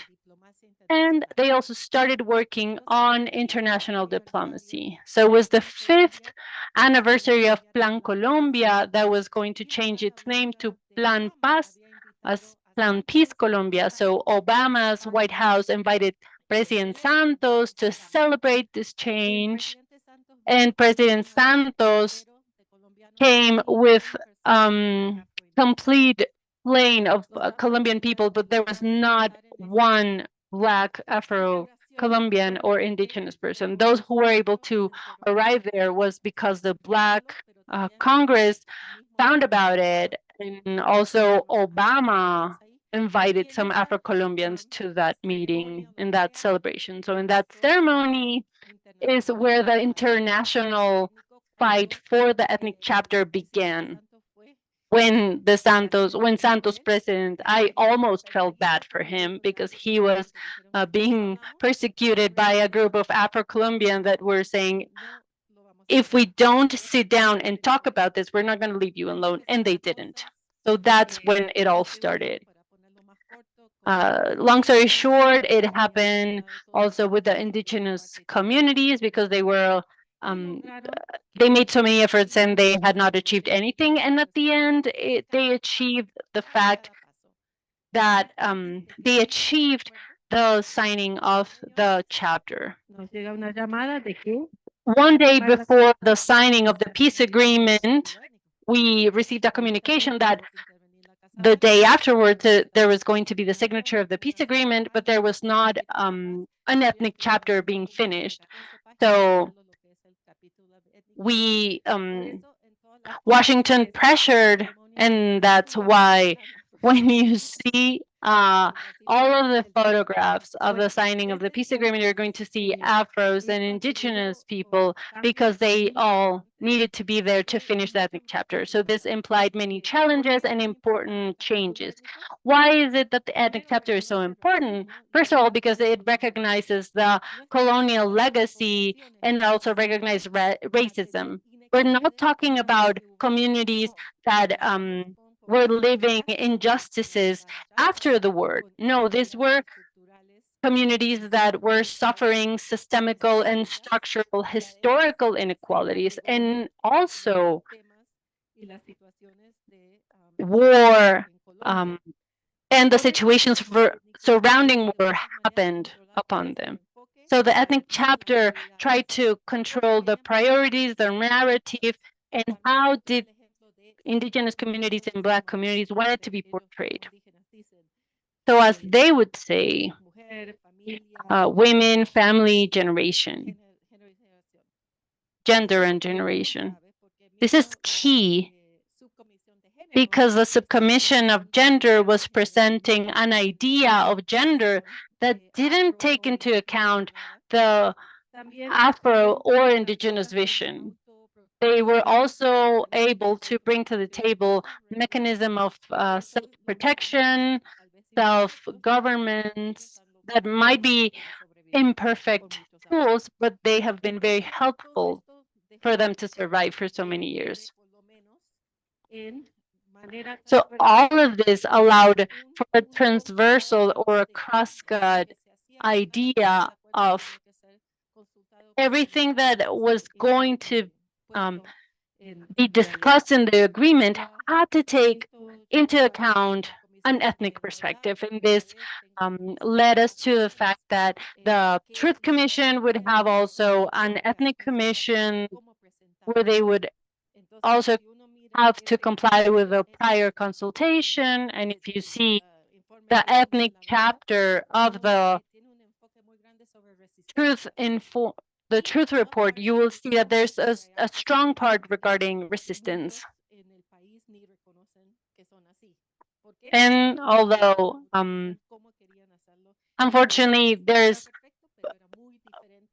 many testimonies where people don't want to be recognized as indigenous or Afro-Colombian, but it's the way that they wanted to do it. But also regarding transitional justice with ethnic magistrates has accomplished for this macro cases to have a differentiation and an ethnic focus in some specific territories, primarily comprised by indigenous or Afro-Colombian communities. Right now, we're in a situation, a very interesting situation, in which the Colombian government wants to comply with the ethnic chapter and wants to advance with the ethnic chapter. And one of the persons who wrote it is in charge of it.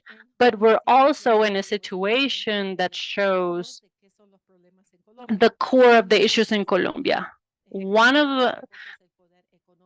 Unfortunately, the political and economical power of the country is not the same as the administrative power. We're seeing this in the fulfillment of the peace agreement, but to have this component of Afro and indigenous people in all of the parts of the government is being seen in a negative way by many of the traditional powers in Colombia, because it is a significance that those who have had the power and the money and the power of the economy need to share, and they don't need to just have it all. And they need to have self-reflection and self-criticize. And what we are seeing is that up until this point, what has been achieved with this ethnic chapter is a pact between ministries. You need to do this and you need to do that, but we don't see a whole strategy. And the US, who is right now the one that accompanies the fulfillment of the ethnic chapter, first of all, but there are other countries that also accompany it. This is also difficult because also in the US, ethnic issues are seen as a secondary issue or something that is not prioritary. And this struggle is also happening in the US to be able to have the resources, the institutions, to be able to comply with it in the right way. So this would be my analysis as to what are the challenges of the ethnic chapter and how to move forward. And given this, I think that this broke many paradigms and many important paradigms. I was part of an interchange that happened between the ethnic commission with the indigenous people in Philippines, who in their own process were asking themselves or were asking us, how are you able to accomplish this? We have a similar process. And I think that many ethnic groups worldly are going to look at this as something that they can replicate themselves in a certain way. So this peace agreement, who has a lot of issues, has this ethnic chapter which I think is a light. So what do we need for it to move forward? The first thing is for it to be highlighted and to bring attention to it. And it's not only attention within Colombia, but also on a global level. The countries that accompany this, institutions, international institutions, because at the end of the day, if this governments bring money or attention into it, this reinforces the efforts that can be accomplished in a national level, and this also opens the door for movements that monitor and not only in a national level, but also other movements, social movements that are organized here in Colombia to push forward to these topics. And that is precisely what I think needs to be the center of the action. Thank you so much, Jimena. Yes, please. Thank you. The idea is to gather some questions, maybe one or two, as such as we did a little while ago. We have received some from Zoom and from our social media, and then we're going to ask Cristina Rojas to share some comments with us. The first one I would say is to pay attention to this bet as to what is diplomacy within the peoples, which is something that is related to the two speeches that we have heard. So to deepen in this topic, I'm really interested in this interchange with indigenous peoples in Philippines. We also see efforts within indigenous people from Canada, Bolivia, and Colombia, and Afro diaspora from Africa, Bolivia, and Colombia. This is lines that we have been working very strongly with. I saw a couple of hands here. Laura has one. We have one here and over there too. So I'm going to give the floor to Laura.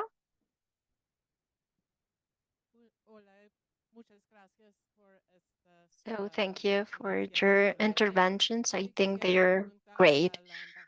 I would like to ask to the ambassador, why did Colombia decide to adopt a foreign feminist policy?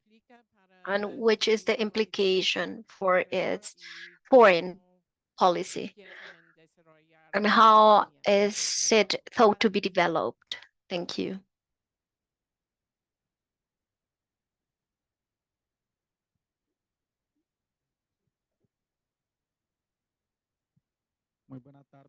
Good afternoon, you all. Maybe I am going to change a bit the dynamic now in terms of a brief question, because I want to give some context of our presence. I'm Harold Torres. I'm together with Javier Campo. We are social leaders and human rights defenders and environmental defenders of Cauca, Puerto Tejada. We're in the northern part of Cauca department. It's not a secret that this is the department where a high amount of social leaders are assassinated. And in the northern part of the Cauca, where we come from, is the region where the highest amount of leaders in our department are assassinated. We have denounced in our region and in our town also the environmental pollution that companies have been doing in the region. And we think this is an industrial patriarchy, because this industry is untouchable. They cannot even named because they are the owners of our territories, companies that have been also involved in politics. Mayors, deputies are bought by these companies. So we have been denouncing, and this is why we have been prosecuted, we have been pointed, we have been stigmatized, and we represent the region that Carlos was mentioning at the beginning. And I think I'm really worried about it. It's a worrisome situation. We're speaking about the ethnic chapter regarding the peace and process and the implementation of this, but it's very sad to see how in our territories we cannot see any kind of results. I'm a lover of Gustavo Petro politics.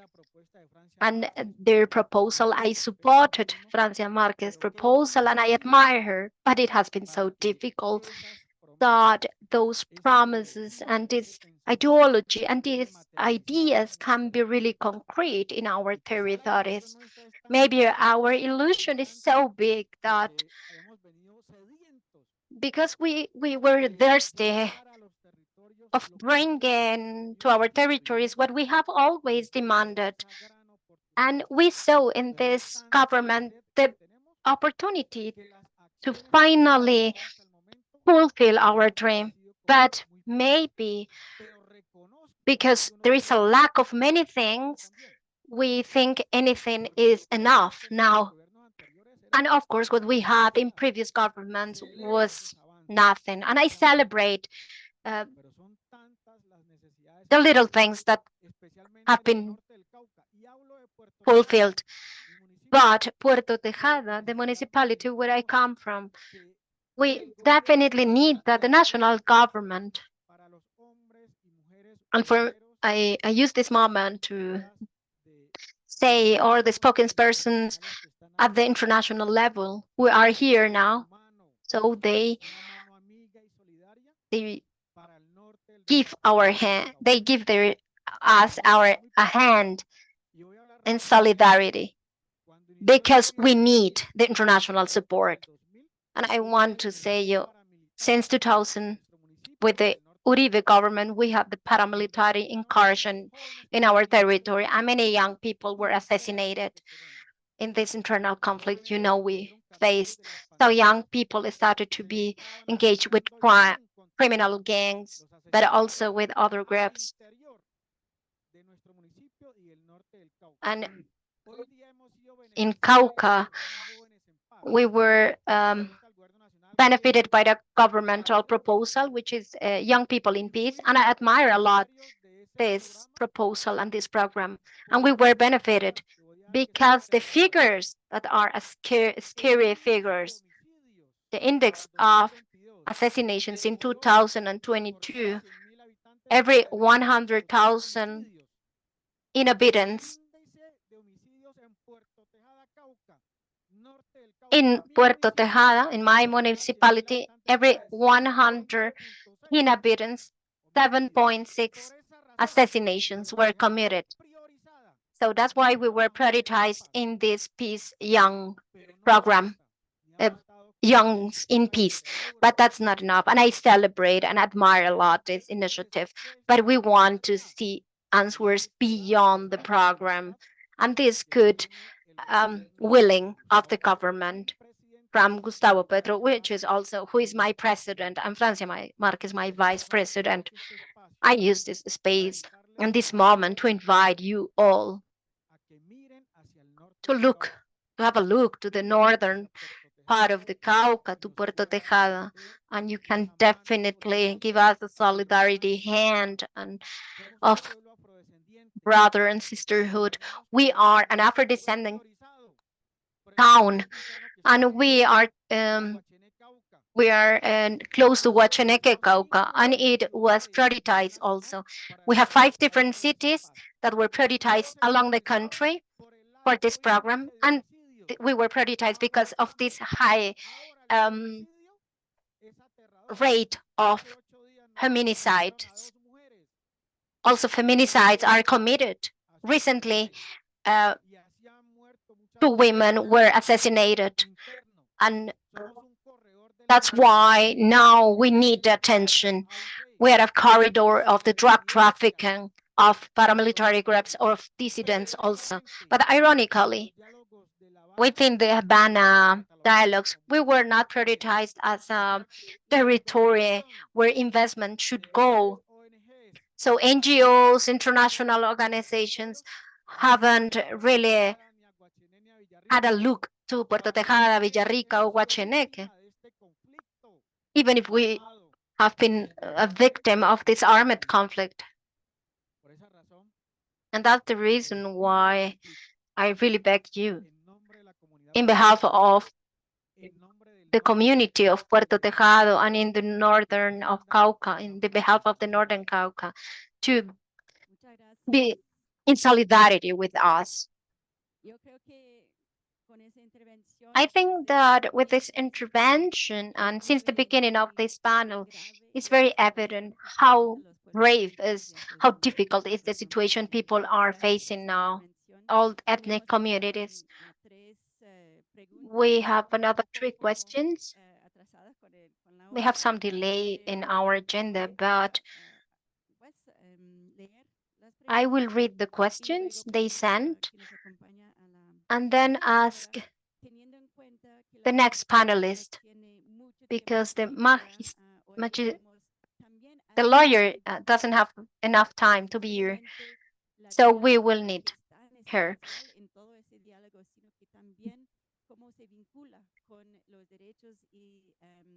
So she will talk about how environment and environmental rights are related to all this chapter and all our proposal.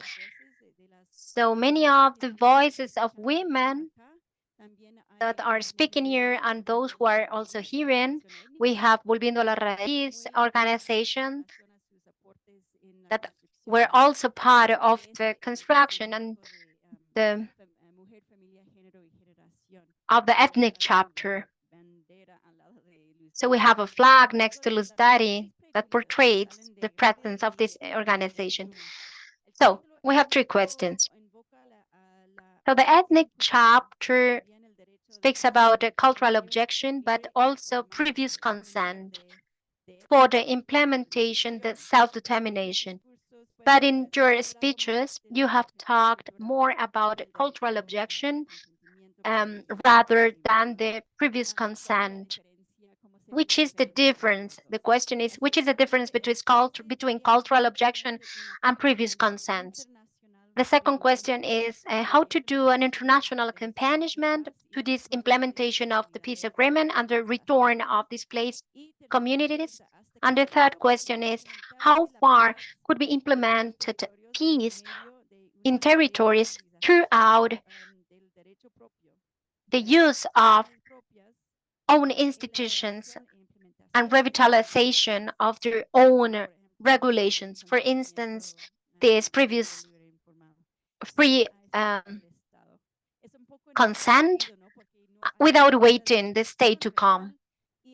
So there is a lack of attention to these problematics we have been mentioning here.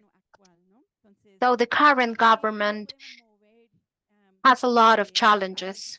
So how can we move forward in people's protection, for example, life protection, environmental protection, with all the obstacles we have been mentioning here? So those are the questions. So I give you the floor, Elizabeth, again, and then Jimena will answer, and then some comments, and then the magister will speak.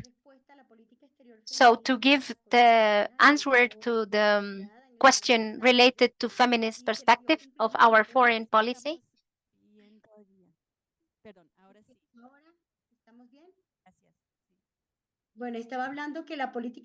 I was saying that this foreign policy from the feminist perspective is an engagement of the government, and that is also in the framework of our national plan of development. And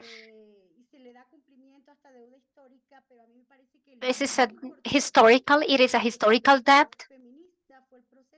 And I think this feminist approach is an important result, but the process of building it and to put it in dialogue among women and the diversity of women, acknowledging what we are and what we also want to be, is very important. So I would like to recognize women in exile because they, for example, the organization of Women for Peace wrote as a result the policy we are implementing now. And I say it in theory also because it's important. The metaphor is one thing is when you hear a song and the song sounds very good. And another thing is when you play the guitar and you have to play the song. So it could be this could result in a very different way of how do you perceive the same song. So what I want to say with this is that our priority are women, of course, and we want to diminish the gap between men and women because those gaps are related to social and economic and political inequalities, feminicides, violence in our countries, all these issues we want to address it. But unfortunately, not many countries in Latin America have adopted this approach of feminist perspective. Even in Bolivia, they have a perspective of that's patriarchalization of the state, but not from the feminist perspective. I strongly believe is that we have to point and to address and we need to focus on is to move forward to the patriarchalization of the states. And this is another discussion, of course. And I think with the IPTP, we will have also the opportunity to talk about it.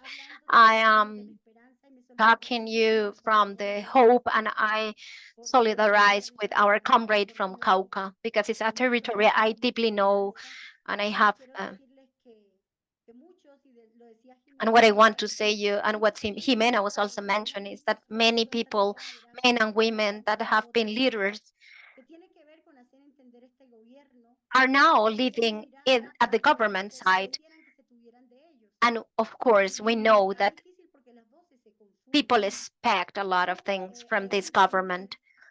How to make understand that not because you are speaking to Elizabeth Garcia, you are speaking not to the Arhuaco community, but to the ambassador of Colombia in Bolivia. So it is important that real authorities still speaking and social leaders need to continue doing their jobs. And we that are doing this task at the governmental level and whatever who comes here to exert this kind of power that we are exerting, we are trying to understand that the only way of mandate in this government is by listening you, by hearing, and by understanding you and understanding communities. And the only way to have exert power is also by obeying. Gracias, Elizabeth. Entonces paso la palabra a Thank you, Elizabeth. I'm going to give the floor to Jimena. I'm going to ask the doctor to wait after the speech of the magistrate. Yes, thank you. I think that the biggest contradiction that we saw during the Santos government was the fact that on one hand, we saw the peace agreement that was talking about some of the reasons as to why the violence and the armed conflict was created, including the issue of land and also the ethnic chapter that was based on a prior consultation and also the free trade agreements. And what I'm talking about is, for example, the free trade agreement with the US is a supranational agreement that has to do with this is one that implies that if there is an agreement, if there's something that is not being achieved as per what the US would want, they could sue Colombia as a country. And these are contradictions that I think are very deep. And I would not know how to solve them. But if the peace agreement that has this prior consultation, this prior consent, is something that needs to be replicated, and this institution that monitors the ethnic chapter is something that needs to be strengthened. And I think that on diplomatical and in a government level, this is something that has been a great example as to the rest of the world, specifically countries that have a different indigenous people. And such as Elizabeth was saying, the different perspectives are there, and this changes everything. This also inspires people in different countries that are part of marginalized groups and marginalized peoples to get into politics and to make their voice be heard. I don't know enough as to saying the difference between the prior consultation and the cultural objection, But what we can do, or what I think we can do, is that led by the Afro-Colombian and in indigenous organizations such as the Commission, we can create a global network of support to move forward with the ethnic chapter. But for that, we would need to have a plan as to how can we take all of these issues that are cross-cutting and integral and collective, and to move them forward step by step, because everything cannot be done at once. So if we create a plan for this, how to create this support, international support, that might also receive international funds to achieve what the ethnic chapter wants, because public money is not enough. Okay, so thank you so much. We're coming closer to the speech of our magistrate Belkis Izquierdo. So I'm practicing the name in Arhuaco, which is very similar to the name of my colleague Elizabeth, who is also Arhuaca. We're moving closer to this bond. So welcome, magistrate, to the link to everything that we have talked about, and how a concept, but this is more than a concept, more like a commitment or an anthology, if we would like to use an academic word, that is related even to the cultural objection. We're going to be talking about this a little bit later, but from the center of the originary people, a concept that is related to the rights of nature, the victimization of the territories, and the framework of the armed conflict that also has to do, is also related to the self-determination of the groups and the construction of peace, because this is different than Western constructions, and the magistrate has been working with this in the HEP, in her work in HEP. And this is also an instance that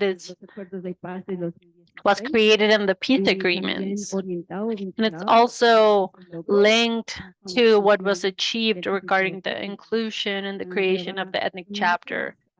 But it's also, it goes so much beyond. And she's been working in cases regarding victimization of women, of ethnic women in the armed conflict. I want to welcome the magistrate. We're so very honored to have you here. We have a presentation. We have something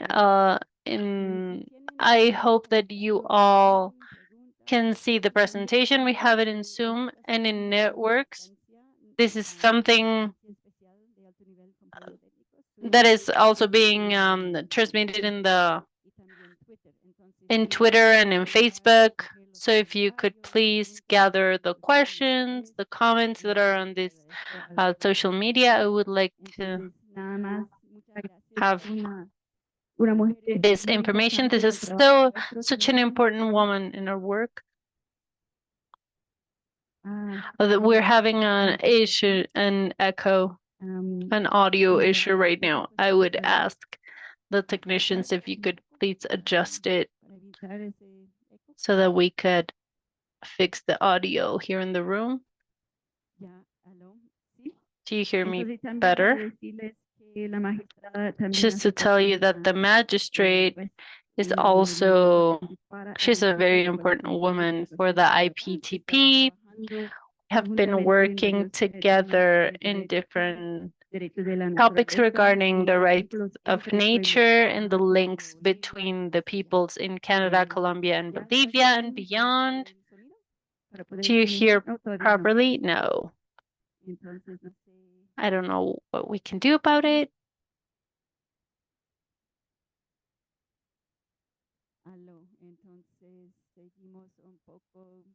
Okay, we're testing the audio right now.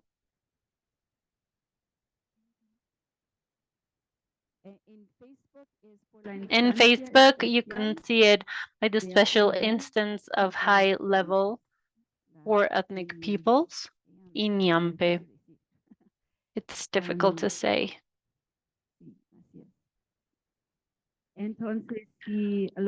Okay, so those who are in the Zoom call, I would like to say hello to the Algoma class that is following this, which is a class that is related to this topic, decolonization of peace and diplomacy between the peoples.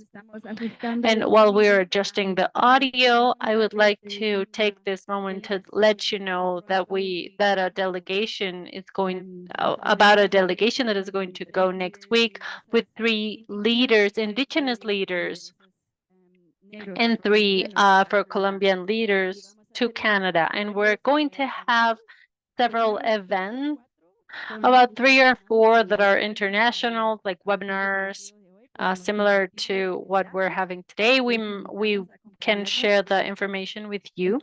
We ask you to join us with them, and I think we're going to change mics right now. They're going to be a nation-to-nation encounter with the originary peoples in Canada within this delegation next week. So if you would like to have more information regarding this and this activity, please let us know. Are we good? Okay.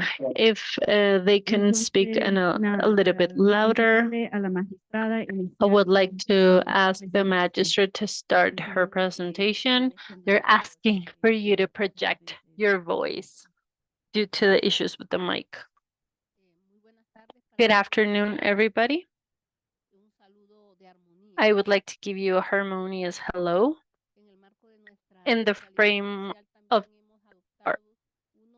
we have adapted some mantras that are important for us, and I would like to share them with you. This first one is to keep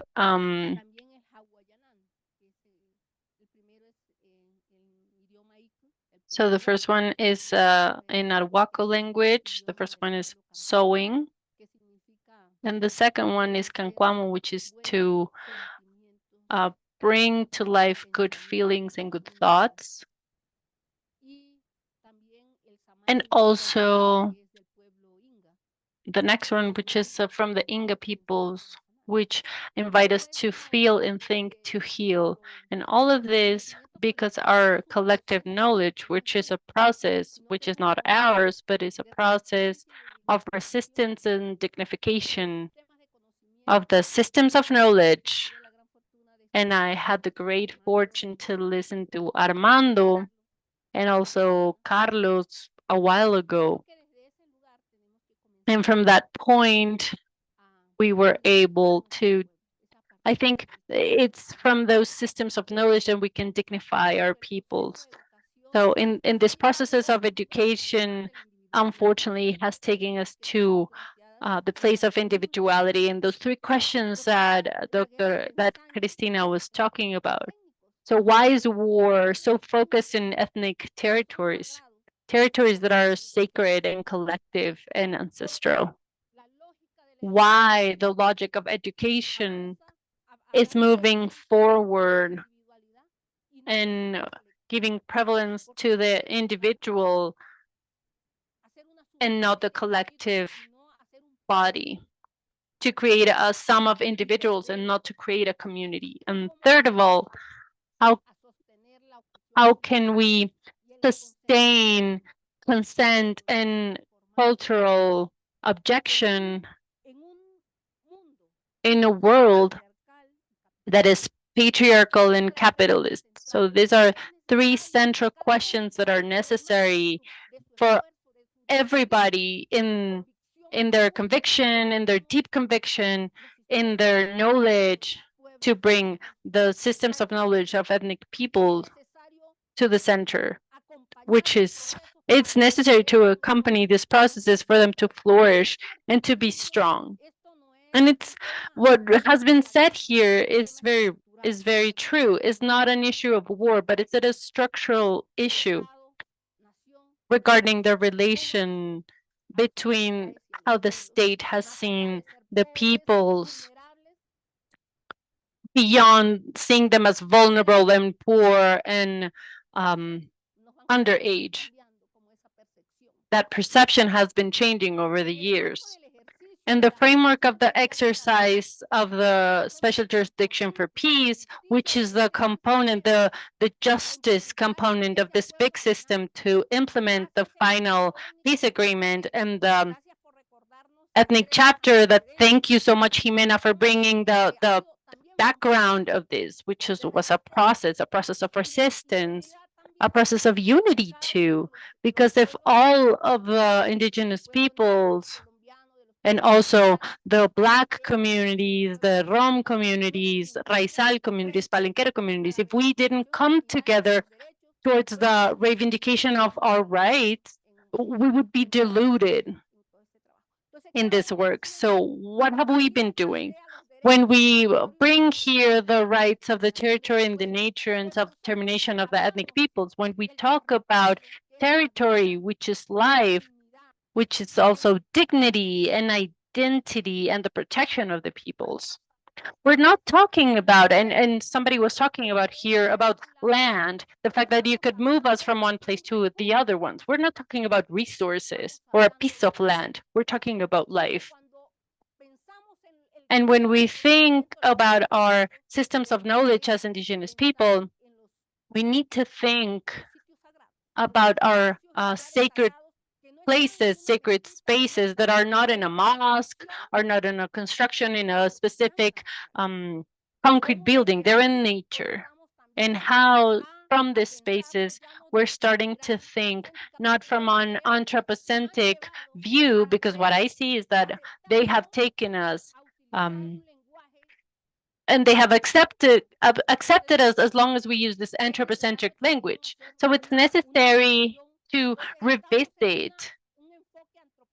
We are in an anthropocentric focus, in an ecocentric focus, or in a biocentric vision, or maybe it's not only to bring together the culture and the nature, but to position the relational ontology and how all of the systems of knowledge that the peoples have in the Amazon, in the Pacific coast, in the Sierra Nevada, how can all of them flourish? Because they have taught us so many important things, that all of us have a origin, a law origin. We all have our own right and our territorial rights. So we bring these words with us because we understand that transitional justice has to have a new language, a language that dignifies, not talking about ethnic peoples and practices and customs, because this is an understanding of that the systems proper to indigenous people are second grade. Sorry, we had a little audio intervention. So if we talk only about nature, they're not going to understand the relation, the strong relation of peoples, indigenous peoples, with the territory and with nature. And if we only leave the word nature, other part might understand that we're talking about the land or a piece of land, and they can think that there's no subject of rights right there, a subject that feels, that is alive. So to be able to achieve this internal and external comprehension, let's say in this intercultural dialogue, we need to assume this binary of talk about land and territory and nature and territory. Because the idea is not to say that me as an Arhuaco person, I'm going to impose my vision to the Black communities in the Pacific coast, because precisely what we need to strengthen are all of the systems of knowledge so that in this big diversity, we can all flourish. So here I want to share with you the essential principle of territorial land management, ancestral and natural, and how the ethnic peoples keep this inescindable relations of an interdependence, characterized by our relationship of respect and care and mutual responsibility that needs to assure the balance to safeguard the existence, the physical existence in this um, deep relationships. And we have also brought this concept of mutual responsibility to safeguard the physical, cultural, and spiritual persistence. We're talking about a spirituality, not as religion, but this spirituality in the nature. And also with the multiple systems of life. And this is a term that we want to bring to not talk about only human beings or non-human beings, because it's not only about humans or non-humans when we talk about the spirits and we talk about the spaces, the sacred spaces that are filled with life that coincide with the fragile ecosystems. We, since our cosmovisions, we're talking about our origin law. It defends multiple systems of life, and within them is the human life, but that is not the only one. So it's necessary to talk about the ancestral and natural land management. This balance is a way of living in which is recognized that we are part of a system with obligations regarding respect and guarantee, where every action needs to be oriented with the consciousness of its possible effects. So here is also the co-responsibility and complementing that we need to maintain. The territory and the systems of knowledge, and Elder Armando was talking about this. That system of knowledge has always been not recognized when we go to college to study law and other disciplines. They teach us Roman law, and then you start thinking that the legal systems of indigenous people are not applicated or have no relations with the systems of law or the international law. So here we can see that us from the beginning are starting to take value out of our own systems. In our decisions, in our judicial decisions and rulings, we have had the opportunity in the framework of studying these macro cases as to how can we bring the people's cosmovision, their own systems of justice, and this is where we called for the political constitution as the judicial pluralism. How can they dialogue with the diverse sources of the law and the law that is being used by the sources of law that are being used by the Tribunal of Transitional Justice? We don't need to only use the national laws, but also indigenous laws and original laws. And something that we need to bring are the disproportionate and differentiated damages that have been created for indigenous peoples. For example, the destruction of sacred places is something that has not been understood properly by the national or international law, because this space is being understood as a construction, but for us indigenous peoples, a sacred space might be inside of nature, and it's not necessarily a building. So we need to bring the ethnic and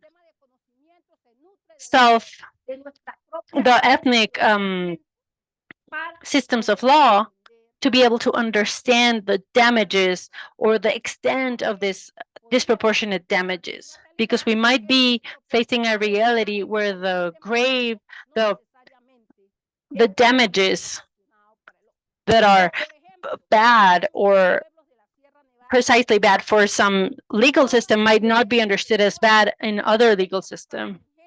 So for example, in gender-based violence, in might be understood as an attack on sacred places.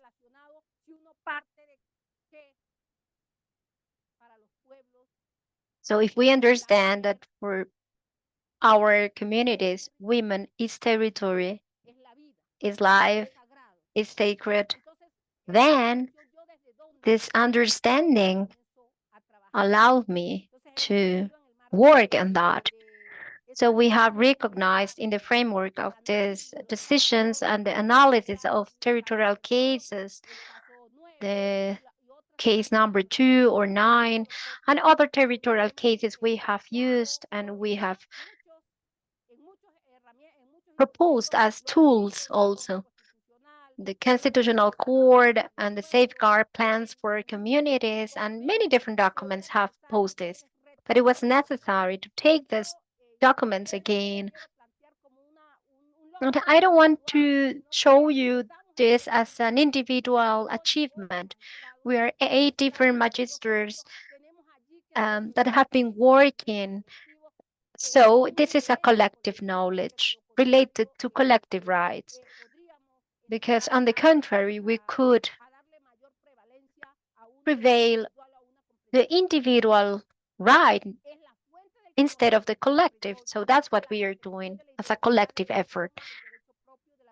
So languages, traditional medicine, sovereignty are those issues we are including. Territory, nature, and sacred places. I consider that sometimes we are afraid of saying and naming our language, our languages. Sometimes Spanish is not enough to express or to explain what a sacred place is, for example. So for ancestral communities, a sacred place is not a separation between the material, the cultural, and the spiritual issue. The water, houses, plants, animals have certain agency. So for ancestral community, the world is not a binary, cannot be seen as from a binary perspective. So it seems that when our leaders speak to us, all this sounds folkloric or romantic, but not. It is real. And now, towards the climate crisis, we wonder why biodiversity is even more preserved in certain places where indigenous communities are present. So I think that's a great opportunity to recognize what we have been doing and the way we have been understanding the world. So self-determination for this knowledge and the systems of knowledge we have been creating are related to the physical, cultural, and spiritual life. And Armando was talking about the system of knowledge and the subsystems of knowledge, sovereignty, medicine, territorial ordering, or planning, because everything is comprehensive. So the education has taught us from a fragmented perspective, but we understand that the basis of everything is comprehensive, and the complementarity, the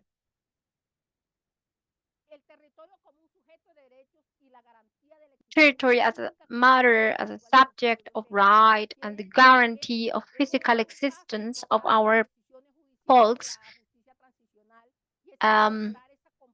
We want to include this comprehension. We have some laws, the 46, 34, 35, were laws that talked about the physical, cultural, and spiritual existence of people ethnic people. But now we are introducing this from a broader perspective because we are adding descriptions to this. How this is so important to guarantee the safeguard of our cosmovision and to guarantee our physical existence. Also to take into account our origin law, our natural law, and the own justice system. The Perara Sapidara community, Awara, Afro-Colombian communities. And when we gather, then we find similarities. And then we find a strong relationship among our conception. So we find a mother or a father, which is a spiritual authority for us. And sometimes it's difficult for people to understand that they have been victims of the armed conflict. So nature has been a victim by this armed conflict. And that's why we have moved into understanding rivers as a subject of right, a paramo. But many times, even if we have achieved a lot of things, it's important that the systems of knowledge are also necessary to understanding this. We don't need another framework to understand and to appropriate these ways of protection of the territory. We have already some frameworks for that, and that's something hasn't been completely understood. Now you were previously you were speaking about women, territory, gender, and family and generations. And we have insisted a lot in working together with organization women and counselors of women. So we can have an effective participation in this jurisdictional process to expose and present the differential damages that women have faced, because that's exactly what we are doing, is thinking in future generations. So the multiple systems of life is what we want to take into account. And through this, we want to express that women are part of the territory. They are the territory. They are spirits. They are knowledge, culture, language, medicine, union, authority, strength, and work. So territorio, I write territorio with capital letter. And many people do not like it.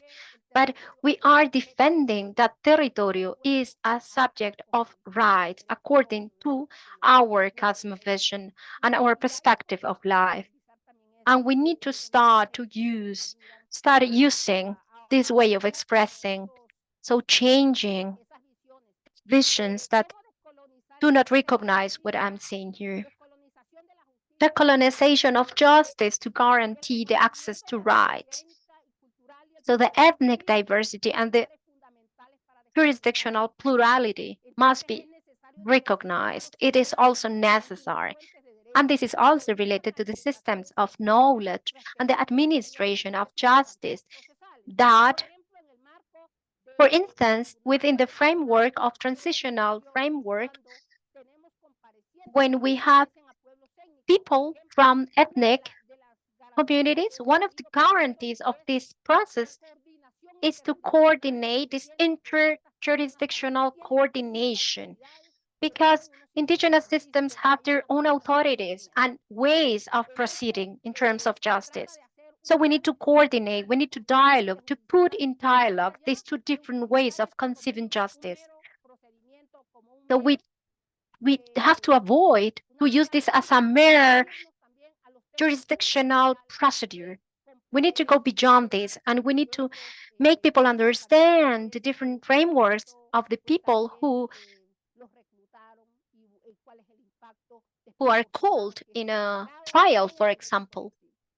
So the acknowledgement of territory within this transitional framework, transitional justice framework, and the decolonization of justice. That's to recognize the structural causes of the conflict, the historical inequalities, for example. And Carlos was saying why war is so cruel in certain territories, why racialization takes place. So the institutional presence is not the same in different places. Why the systems of knowledge are not enough visible. We are visible not because we have our own justice systems, but because they see us as vulnerable people, as victims. And yes, we have been victims, but we also have resisted and we are resilient. And it is necessary to include all the efforts we have done to overcome these situations. We're not just waiting for the armed actors to come and make us victims.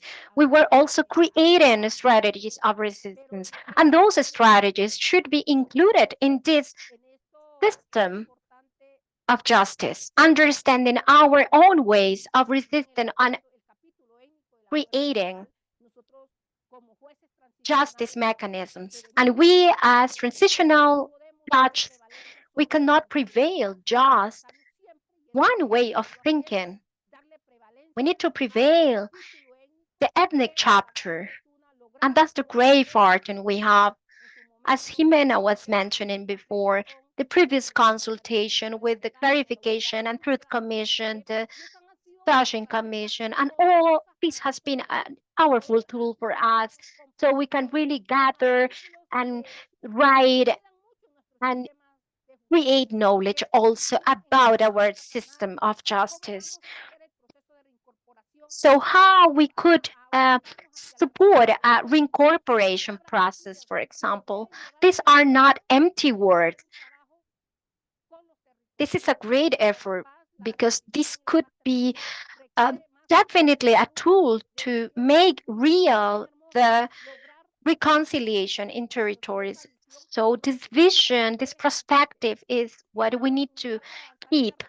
So it is an opportunity to move forward. This reparation we are demanding. There are a lot of challenges in this process, and I'm going to mention quickly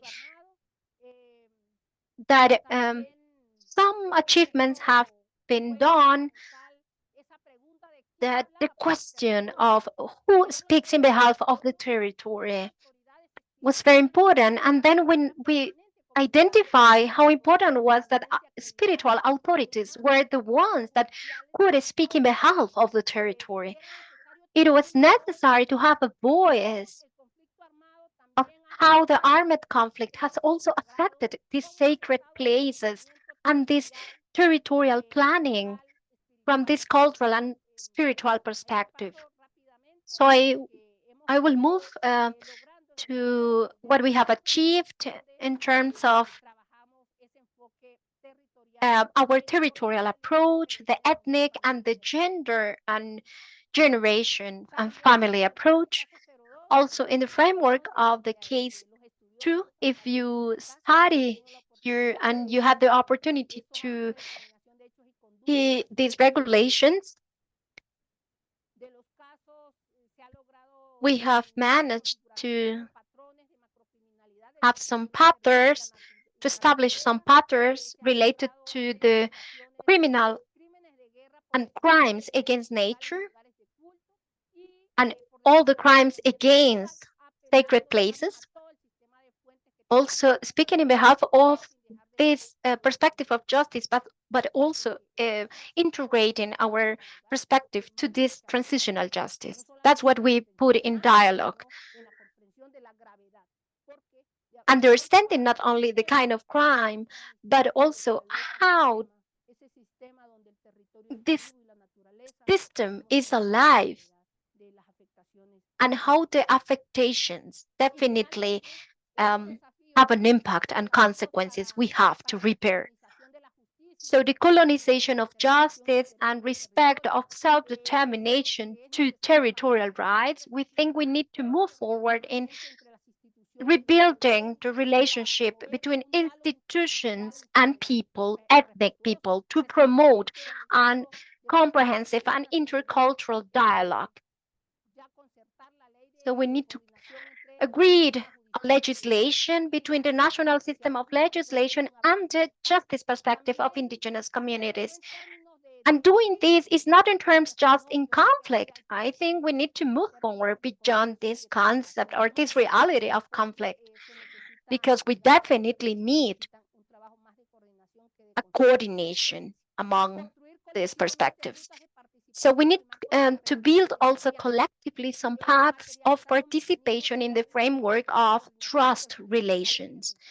Also to make concrete the mechanisms of dialogue that should be intercultural and coordinated also between this perspective of justice, interjustice perspective, previous consultation, and the construction of collective one. I know it's not enough what we have done, but related to the macro cases we have been researching, we have definitely made great efforts to bring everything we have been requested by the ethnic people, and everything we gave to the jurisdiction was a great effort. And finally, would like to make concrete, to understand, and to make, to put all the collectives, organizations, and all the voices that should be included in this procedures law, the statutory law. And this is very important in our internal regulation at the transitional justice, because this has allowed us to have a coordinated talk, a coordinated dialogue among us. So the administration of law and the restorative perspective of law is the one that would contribute to heal people, health of nature, of the earth. The health of nature is our health. So how we understand everything interrelated and correlated. And in this doing is where we have tried to be respectful of each of the knowledge of system, and how within this transitional perspective of justice can be strength all this territorial perspective. Within the HEP, we have said, okay, let's change paradigm from this distributed to restorative justice, but it has all the challenges within. I had the opportunity to work in the recognition of responsibility, where is the place where you clarify the truth, if signers, witness, if all the people that have to be there and compliant. So we need to do a different system.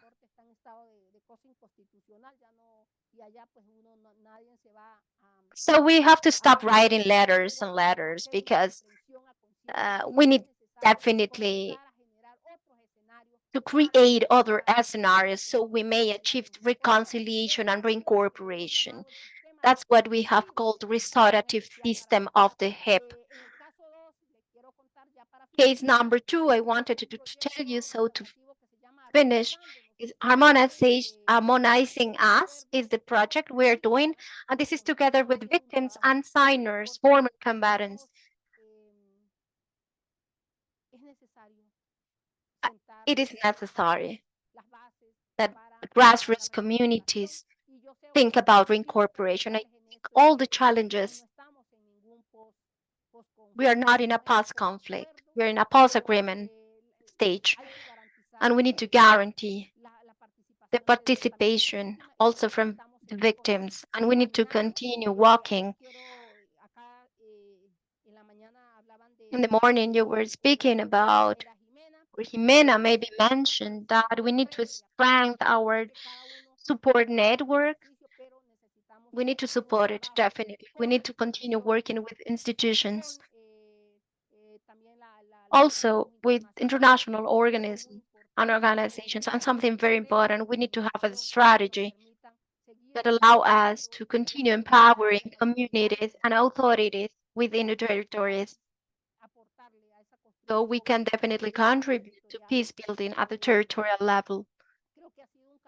I personally think that it has been a path with a lot of lessons and also with a lot of understandings. And as you probably know, there are some hegemonic perspective of those and conception of justice. And we want to include the other systems that also exist towards justice and rights. So we're definitely an open team. We're working collectively. I know how many universities are here now and people, researchers. And so 30th of October 2025, we need to have the first decisions in the case of the 09 case, which is a national case. So we are speaking about territorial nature as a subject of right and as a victim of the conflict. Thank you very much. Thank you so much, Duni. As you saw, the magistrate is opening a path, and she's also linked to the efforts of the movements, the indigenous movements, and she's also linked with legal efforts and giant efforts in an international level too.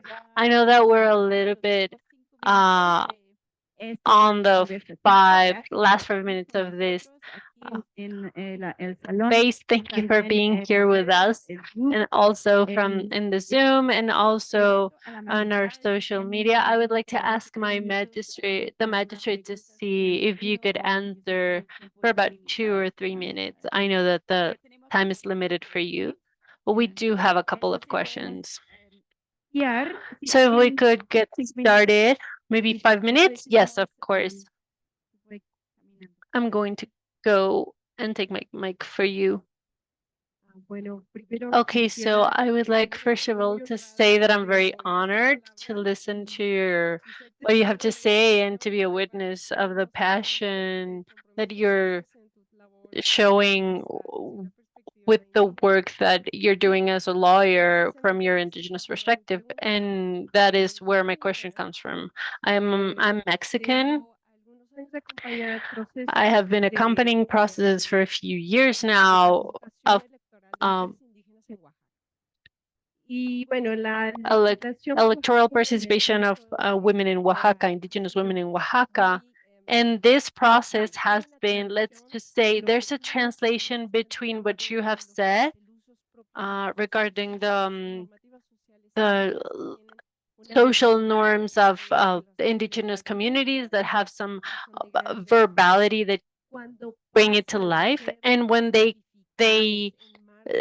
translate themselves to written codes from the state, there's this transit or maybe a loss of the sense of the indigenous sense, maybe this horizontal or collective sense. And I don't know, I would like for you to talk to us about what is the sense that you are trying to bring, translating these other worlds and these other managements and laws to bring to the state, and still be faithful, remain faithful to the collective indigenous spirit. Thank you. We're going to get 2 or 3 questions here.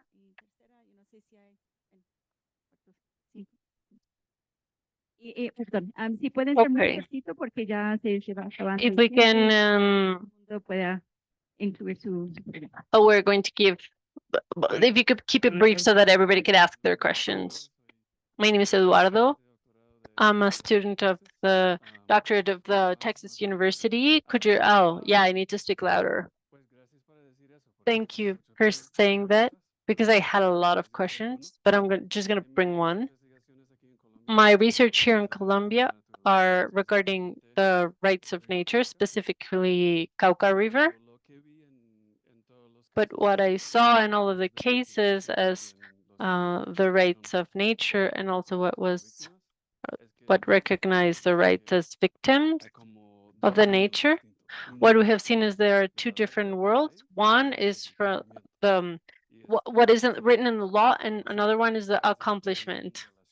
And sometimes they're not related. So that is my question. If you have any comment regarding this difference. Thank you. Thank you for your words. I loved what you said. It was so great to hear you. I just wanted to share a brief experience and a brief reflection that I've had.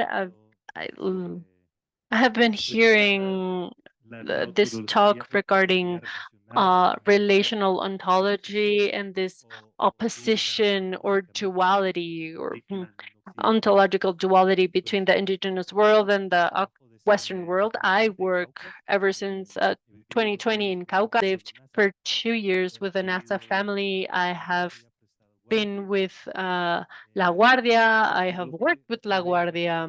And what I've seen in most of the resguardos in northern Cauca is that there is this sector of the population that that has gone farther away from the structure of the indigenous authorities that actually respond to the drug trafficking regarding coca and marijuana. And what I'm seeing are completely divided families, people who give their life and who are willing to sacrifice their lives for the good of the indigenous movement, and other ones that are part of those structures that are killing the guardias, the indigenous authorities. And we have been hearing about this spiritual war because dissidences have their people who are using traditional medicine not for good but for bad, not to harmonize but to make people sick.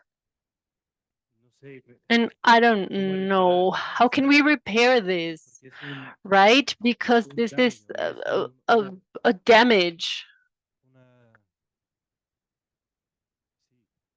Yeah, I don't know. It's something that is so deep. This breach, this conflict that is happening within the families. So yeah, just that. Good afternoon to everybody. I wanna thank Ana Sanchez for this invitation. My question is, what can we do regarding the situation? Because sometimes we see that the authorities themselves are the ones who are violating the human rights of ethnic peoples. In this government, when we saw that before creating the place for garbage in Puerto Tejada, Cauca, the Ministry of Internal Affairs gave a certification saying that there were no Afro-descendant organizations in the area. This is a very critical situation, and also regarding the Palo River, where the environmental authorities know what is happening with the Palo River, and they manifest and they say that the enterprises are paying to contaminate, and they don't do anything to protect the Palo River. And if we're talking about life, well, water is fundamental because right now, most of northern Cauca does not have drinkable water. Sometimes us We have taking into our own hands direct action so that authorities can respond to our needs, and this is through tutela, legal actions, so that they can guarantee our rights, given the violations of human rights that northern people of Cauca are living. And we have been begging to the environmental ministry, but they don't respond. They just ask for the CRC in northern Cauca, and they have not responded to our call because they don't defend the territory. And right now we have a lack, because if you see the river, doctor, I would like to ask if any international organization can help us so that the river can be a subject of reparation and to save this water source from northern Cauca. Thank you so much. These are not small questions, right? I think we're gonna leave it at that with the questions. I don't know if there are other comments from Zoom or social media. I know the Collective of Women of Canada wanted to say hey, hi, also Defendamos la Paz, and also the women from Diplomacy for Peace also wanted to say hi, so thank you so much.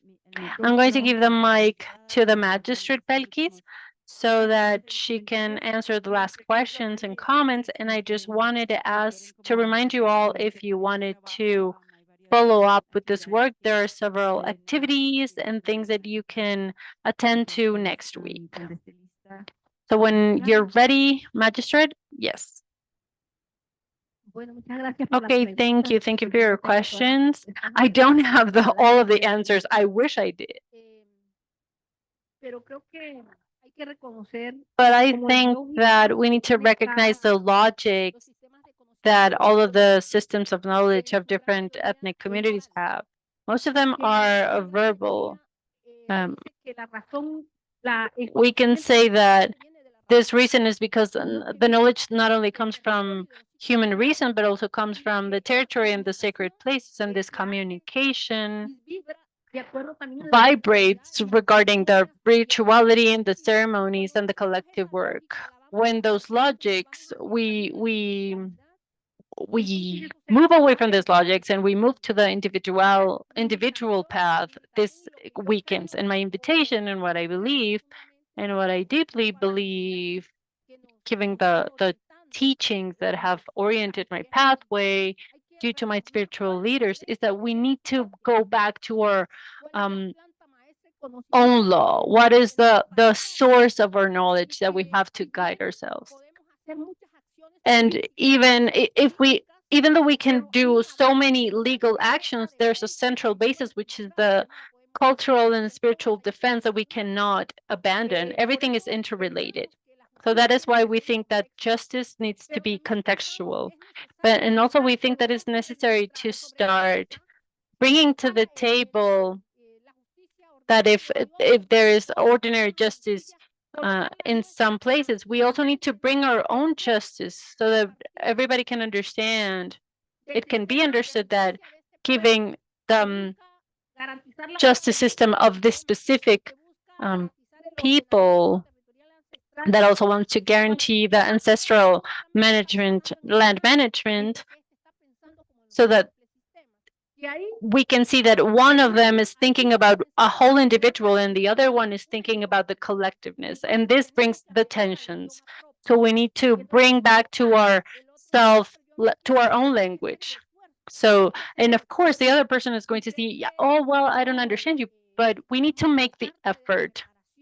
And part of the reparation is that we need to ask for those systems of education to incorporate both in primary, secondary, and university education, to incorporate the systems of knowledge, the systems of justice, the forms of resistance of indigenous people, and Armando was talking about this. What is the lawyers that are being created? What are the education that is being implemented on our children? The defense of the collective rights or the defense of the human rights? It's important to bring this dialogue in. So of course, there is a risk for discontextualization and to bring to turn it into a folkloric, but that means we need to do a very coordinated work with our spiritual authorities. And of course, sometimes there's a distance between what law is and what reality is, what the materialization of it is. And we're always in this risk. And I remember Diana Marcela Morales, a teacher that I had, may she rest in peace. When I would come into with a little bit of anxiety, she would tell me, there's one thing that is the knowledge, and other thing is the practice that we're doing. But our work is to close this breach, this gap. And this comes from the generation, the creation of consciousness and the changing of the relationships that we have. This is where we're opening ourselves for dialogue. And this idea of being guardians of life or the defending of the life of everybody, this is not a romantic word. This is a necessity that ethnic peoples have always upheld. So it's necessary. And of course, we're always going to take this risk, but we need to keep taking this risk because there's always been an issue of risk and resistance. Regarding the spiritual war, I also think that this happens on the territory, but precisely we need to go back to the origin, to our own systems of knowledge and our logics, the ways that we understand the world. I think that it's not only our knowledge, because this is what our spiritual leaders have said. The knowledge not only comes from the human reason, but the territories and the nature. And when we were talking about Sierra Nevada of Guanandua, when we allow the destruction of sacred sites, this knowledge, this being is being debilitated. So what we have to do is to, in those cases, is gather the external tool. But if we can dialogue within both of the systems of knowledge, we can defend together life and look for reconciliation and reincorporation. And this is also from a decolonizing education to create some changes. And I think there's a lot of work to be done.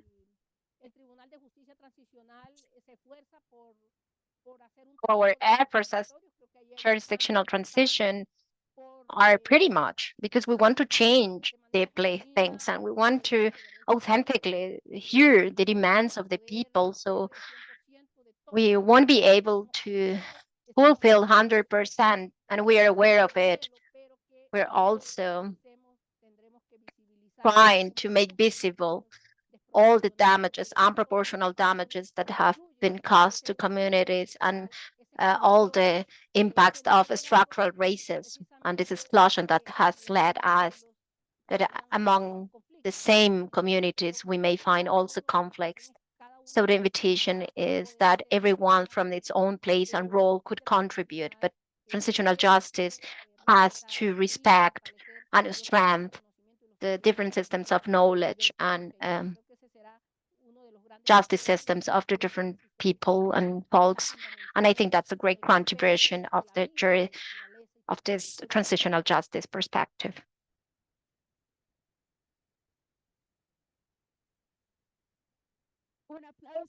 An applause for you all. Thank you, Belkis, and all people that were here. So thank you again, Belkis. Which is your name in your own language? Atisequipa. We were saying that our names have a colonization also perspective. I was born in 1974. And in that moment, our names were prohibited. So then I started to think about changing my name again to my original name. But I think, okay, that's a historical process, and it's the result of it. So the way you are registered when you plant your Atisequiwa is the name we planned when I was born. And then I could, and my sons and my daughters, I gave their names in our languages. So I stayed with Belkis because I didn't want to change all my documents. It was a high bureaucracy. So thank you to all the panelists of the whole talk and all our dialogue, Armando, Carlos, Elizabeth Garcia, and Charo Mina, the other ambassador that couldn't be together with us. Also, Jimena, thank you very much. And we also have a strong team that was doing the logistics, on the elaboration with all the challenges we faced. So thank you very much. And all the people who managed to come here and that were waiting for us in another room. So sorry. Please share your mails because we will continue building on these issues and these thematics. We want to continue engaging us with movements, with people's diplomacy. This is a bet we have, a serious contribution we want to do.